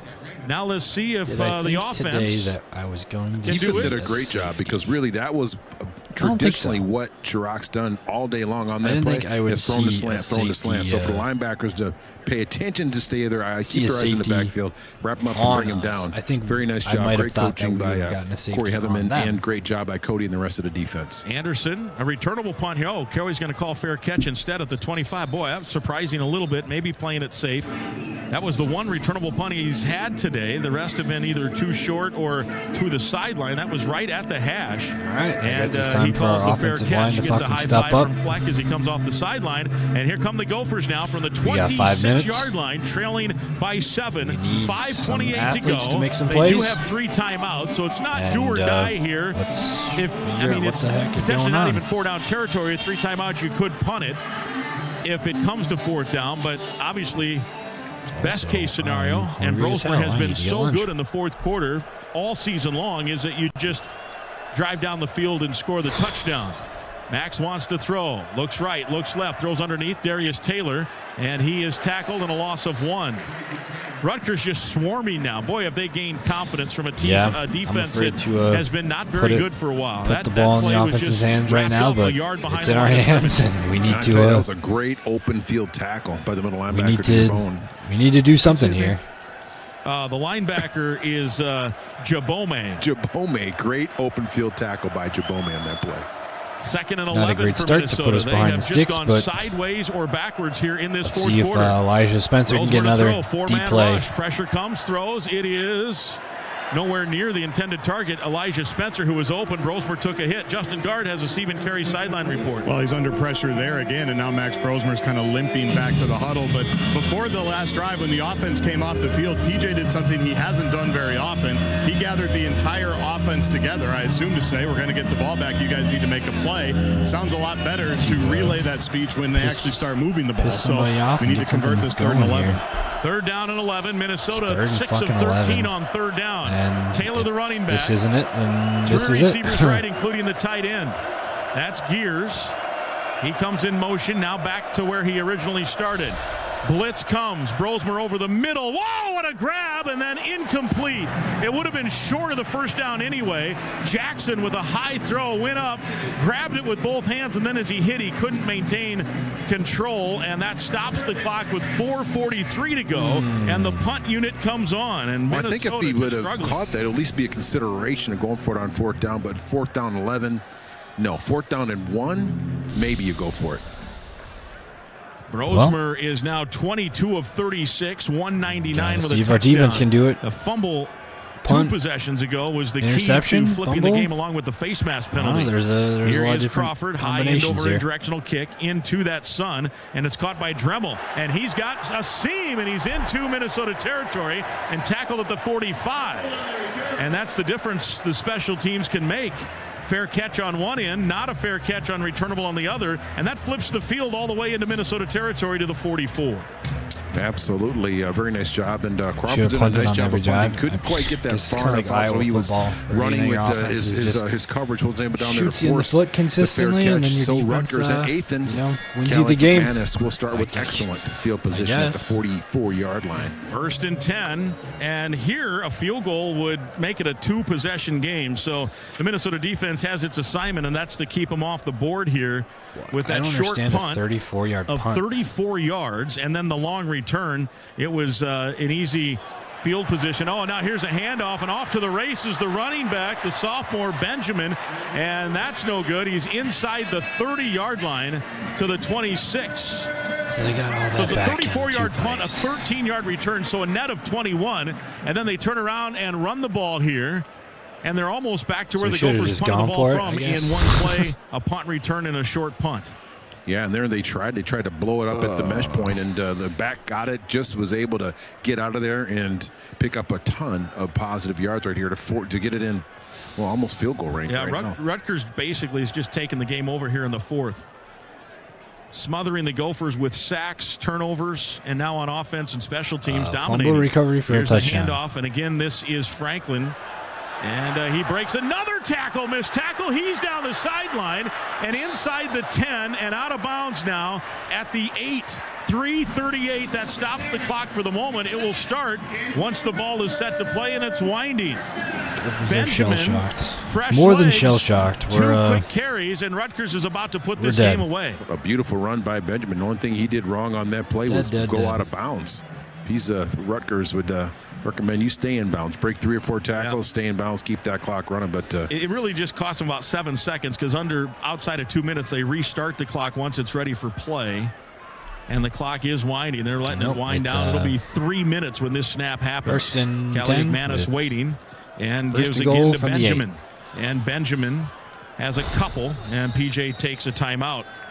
It'll be 2nd and goal to the 7-yard line. If This it's anything season, more Minnesota than Soybean is fumble, once again partnering with Gopher Football to highlight the or environmental missed impact field goal. created through the use of Maybe. biodiesel, a soy-based fuel that powers the team's If it's equipment anything trucks other than across that, the then country. we are, The mileage screwed. traveled for this weekend's trip to New Jersey equates to the impact of planting 481 trees. Gopher Football is powered by biodiesel, cutting carbon. Right here, right now, our thanks to Minnesota Soybeans. Soybeans. Instead of being excited about a football game. Now Literally look 2 to, drive ago, the at least coaches hold them to a field goal here. They'd love to force a turnover. No way I would think that Rutgers is going to throw the ball here. I wouldn't think so. I continue to hand the ball off, especially the way that Benjamin. I think our offensive line has had issues all day long. I don't think that this is a new issue for us, and I don't think that they gave up all of a sudden. I think it was like great coverage they fumbled the ball from Securian, if and put us in a position in which we couldn't recover Benjamin from that. had a couple of nice Gotta just let him score here. Is the freshman Raymond. Rutgers getting this done without gotta a star compete. player who was ruled out. I don't think you just got to let him score. Kyle Monunga. At least if you compete, you might be able to get him in a scrum and pop the ball out. 357 yards of offense. Not much here in the second half, but it's been enough. Handoff, hit in the backfield, and Anthony Smith wraps him up, and a tackle for a loss. And timeout. If you get him in a scrum and rip the ball out, at least there's a potential to in the clock stop. something. They'll have the 2-minute warning coming as well. Hey, no one gets you closer to the game than Sirius XM Big Ten Radio. Tune in for news, talk, and analysis from the offseason through the regular season and then into the postseason. We've got your team covered anywhere you go. Get a free trial at SiriusXM.com/Big Ten Radio 2024. Now it's 3rd and goal from the 7. Good job there, DT, by Anthony Smith. All that Smith contingent down in front of us certainly waving their hands and liking that play. Maybe now with this situation, 3rd goal from the 7, I could see them trying to put the ball in. I could see them potentially putting the ball in there here too, and also telling Anthony, so if you don't see it, you don't like it, don't throw it, just eat the ball. So he has to make good decisions. If throw the ball, at least there's an opportunity for us to do something. Right to it. At this point, you're better to take a sack than throw it away to keep the clock running on the sack as opposed to an incomplete, because you're plenty into field goal range here to make it a 2-possession game either way. So if they do throw, I'm sure there's some instructions there on a bunch of different things. Gophers they go for a throw. Need a pass rush, trying to pop something out. It is a straight handoff, and there's not much there. It's a rugby scrum that pushes forward inside the 5 to the 4, and PJ will use his last timeout. That was Benjamin, and it's 4th and goal from the 4, and the Rutgers field goal kicker, Jay Patal, is 7 of 11 on the year.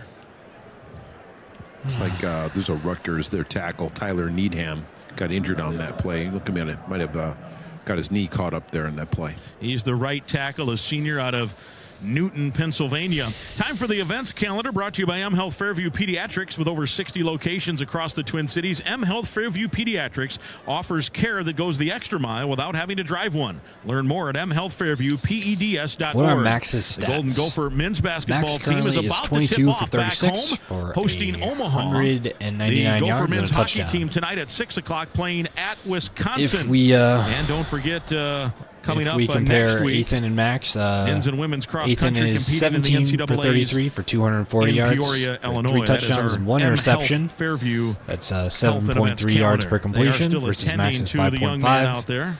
And Gophers, if the field goal is good, will be down 10 and will need 2 scores. If they an overall great system by her. Not a great overall day by everybody. We've got two fumbles. I mean, granted, Max did recover his in the end zone, or when he got sacked that first time. They have been banged up. They don't have their best player. But that Jamison Gears one just shot us in the foot, and when we tried to recover, we couldn't recover. They played hard. They've schemed hard. They figured out a way to. 22 for 36 is a great stat line. It's better than 17 for 33, but the 3 touchdowns versus the 1 touchdown really screws us. On our team. Our running game kicker comes got out, Jay Patel. 1 touchdown for us. Here's the rushing. We got 1 touchdown versus 0. And yeah, I mean, I don't know. There's not much to say. We got that 1 field goal as well. That kind of gave us the ability to be in contention. This will be a 22-yarder from the left hash. You can hope he misses and then drive the length of the field. This will give them a 10-point lead. Snap back, spot down, kick is up. Oh, boy, they had a rush on, but could not get their hands on the football, and it is good. And it's a 10-point advantage for Rutgers. Minnesota has been so good in the fourth quarter, really all season long.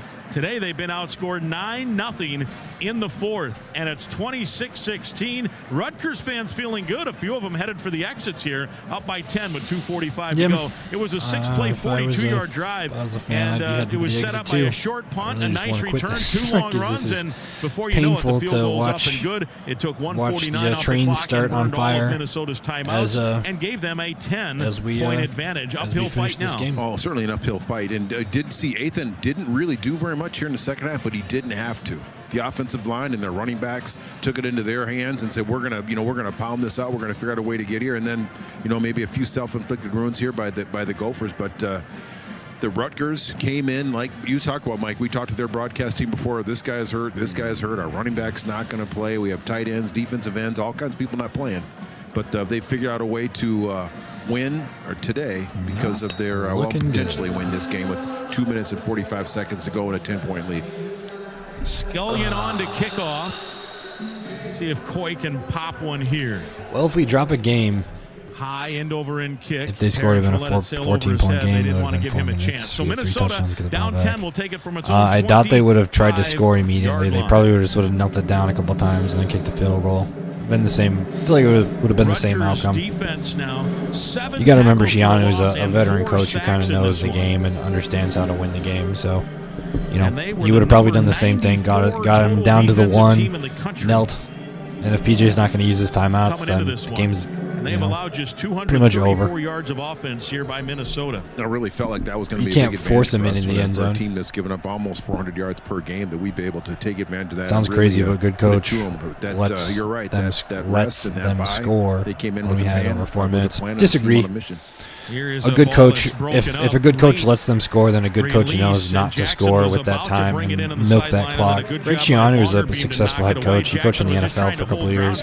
He coached successfully at Rutgers for a handful of years. He knows how to play the game too, and they would have gone the same direction either. He would have got him down to the same position and just would have just kept kneeling the ball out. Quite as consistently. We would have been in the same position, probably just with less time. Even before that, JG reported he was coming off the field limping as well. So this has been something from earlier in the game. He wants to throw on a straight drop. And at this point, we're not going to do anything because Max Brosmer's he's a little gimpy. And the man jumping in sucks front there if we was score the now. We former don't have the Gopher timeouts to stop him from running clock. Yeah, game's pretty much over, but we're just trying was to penciled in to be a starter for Minnesota 2 seasons ago, and then after trying to just finish the game out safely. Hopefully nobody gets a 2-year starter here. And Flip Dixon, a very good player in there, did a nice job of driving that ball. And that ball just kind of didn't have the velocity that Max. Just make sure Max doesn't get any more hurt. With Daniel Jackson. Gophers down 10, 2:30 to play. Brosmer to throw over the middle. Caught by Gears, and Gears spins forward for the first down across the 40 to the 41. That's a 15-yard pickup. Hey, look, so Gears didn't drop the ball, and he actually caught a with positive 2:20 and counting, and down by 10. I hate to be that guy, but I'm glad that he did something. Figure out how to get a few more big chunk plays here to make it interesting and fun. 26-16, Scarlet Knights the lead on their home field.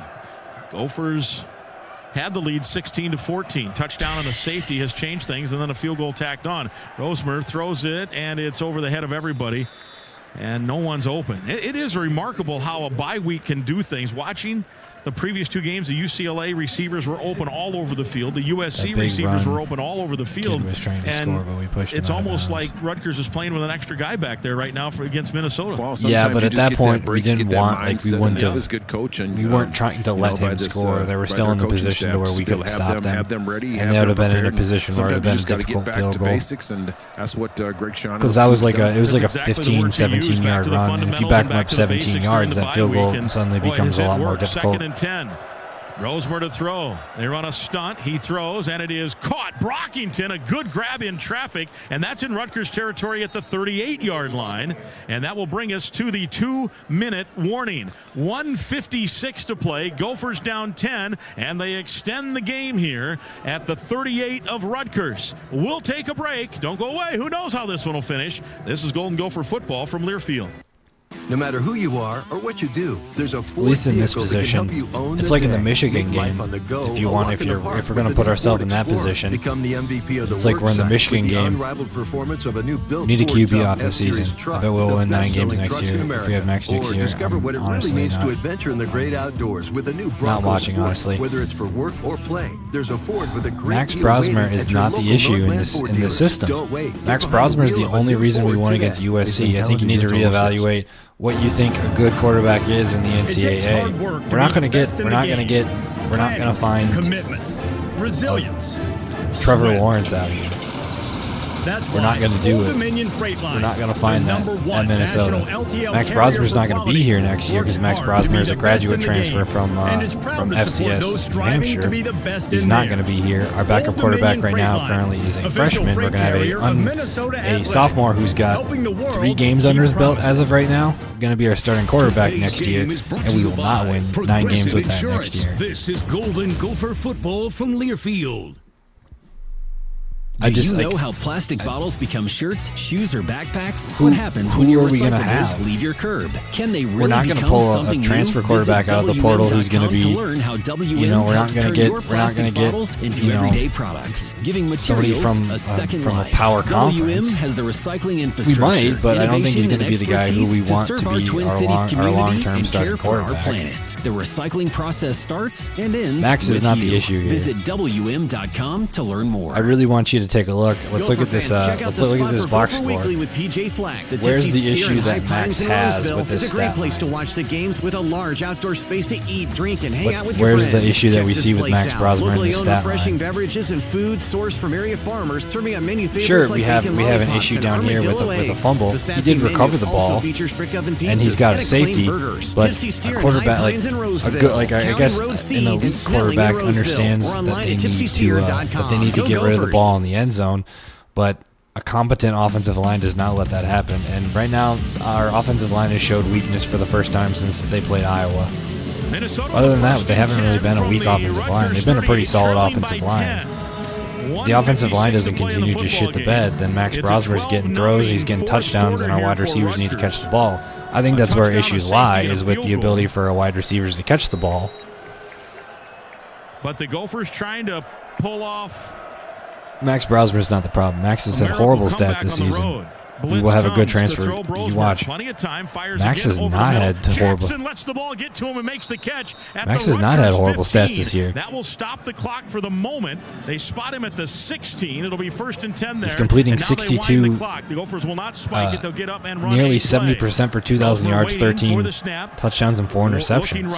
That's not terrible. He's got a quarterback rating for 140 yards, or for 140.4 quarterback rating. With 1:37 to play. He's not the issue here. The other thing here, we have a transfer. If transfer quarterback is the answer that you want, we have a transfer quarterback who's sitting behind him. It doesn't have to be a touchdown here. We have a transfer quarterback who's sitting behind him. Yeah, that's true. That makes a lot of sense. He's played 0 games, and he played for what? Would be a minor miracle. Virginia Tech last year. And he has not had horrible stats. You got to get 10. Obviously, you'd love to get the touchdown here, and then. I'm not here to argue with you. My position does not change regardless. Brosmer waits, gets the snap, wants to throw, has time, fires underneath. Oh, man, and that is no good. Better off dropping that. It's a 2-yard loss as Taylor caught it. And right there to make the play was Jabome, the junior. Well, that's one of the things they've taken away from us today. You know, with our with Darius. I want us to have a good transfer, a good quarterback transfer, but that's not how PJ Fleck likes to play the game. Quick hitting pass, and it's caught by Jackson, and now it's 4th down, and you got to send the field goal team on, right? At this point, down by 10. Horrible completion percentage. And the field goal unit 3 bad balls today. I think Max lost us the game. Our offensive line lost us the game. Jamison Gears fumbled the ball at the 20-yard line, at the 18-yard line. Max has not lost us the game today. He hasn't won us the game, but he hasn't lost us the game. Our quarterback has 28 yards. Our top running back is 28 yards. This will be a 30-yard attempt for Kesich. Terrible stats for a Big Ten quarterback. Did you watch the Iowa game yesterday? So the Gophers, part 1 is good. 1:13, now 1:10 to play, and it's 26-19. The lead is 7. A 9-play, 63-yard drive, and it's capped off with a 30-yard field goal. It covered 135. Add the field goal in, it makes it a 10-play drive. And with that field goal, Old Dutch proudly donates $250 to the Golden Gopher Fund. Old Dutch Foods is proud to be a longtime supporter of the Gophers and the University of Minnesota. Max Brosmer Old Dutch is Foods above Will Howard in yards. Lives here. So we've completion seen the onside percentage. kick we thought work at Michigan. He's above remember, back half in of the Big September. Ten. It was then an offsides call that turned out to be somewhat bogus that waved it off. Completions. And essentially, the next kick was He's recovered, number and 6. that was that. So the Gophers at least have an idea that this is doable, Attempts that this is workable. is number 4. Yeah, oddly, an onside kick that was so egregiously wrong. Average is Changed the low. rule to have 2 more comparatively. sets of eyes He's that would be 10th in on average. the, We haven't asked him to be a throwing quarterback. The field judge, the back Long judge, doesn't and the matter. line judge are lined up here Total to touchdowns. make sure they are tied for watching. 6th. Fleck went over just now and said something to the line judge on his side. Interceptions. So the onside kick, the hands team is on He's for got Rutgers, 4. the recovery team on That's for the Gophers. 38th in the entire. What, is that in the entire Big It's a high Ten? bounce and easy pickings. The Gophers, the ball didn't take the second hop that they wanted. It was a Sacks high is bounce, an but it issue. didn't I'll go give you as sacks, far but as they sacks wanted, isn't and it was, necessarily recovered entirely by a the quarterback receiver, issue. Ian Strong. It is an And offensive without any line timeouts, issue that'll as do it. well. The Gophers with 1:09 to play will have no hope here to win, and everyone And quarterback heading to the rating. exits very happy 7. heading out to the tailgate lots here at Rutgers as they snap a miserable 4-game losing streak. and get things back on track a little bit for Rutgers. That gets them to 5-4. Do I stream all Gopher games? I tried to. Unfortunately, I just couldn't quite get that second bounce. I tried to. That you would like to get from that play, and Strong did a great job. Strong did a great job. I want to put out more college football content, but I feel like I don't have the mental bandwidth and the time all the time to do that. But that's something I want to do. On the first hop, and that made it pretty easy. I would suggest I have a retrospect that came out from the Minnesota Penn State game that was 5 years ago today. I think, or maybe he just telling us. Maybe I misread that. I think he was telling his teammates to back up. I would suggest you watch that. On that. I don't think that's what he was doing. At first, I thought he was giving the money sign, but I think he was just saying, "Hey, back up here. We lost yards on that play. We got to rehuddle." Most of I think I misread that. So it will not be the last snap. They run it out I've ranked most of the Big Ten mascots. And that'll do it. Greg Schiano, this is a pretty good one, the Gophers retrospect, and I do a little bit of video gaming stuff. I stream it every once in a while. But the retrospect that I have for the Minnesota Penn State game from 2019 is a pretty good video. So I would suggest watching that one if you're a Gopher fan. Something fun to watch. He's now getting congratulations from a bunch of former teammates. Final score: Rutgers 26, Minnesota 19. Ugly Gophers game. have a 4-game winning streak stopped. They fall to 6-4 and 4-3 in the Big Ten. And what could have 6-4 keeps us pretty much in the exact same position. We'll fall below Iowa and a bowl game tumbles them back into absolute in the middle of the muck, where you could be again maybe as low as not the way we wanted to end the day, not the way we wanted to end the game either. But on a day when the opponent did not have their best player, I don't know.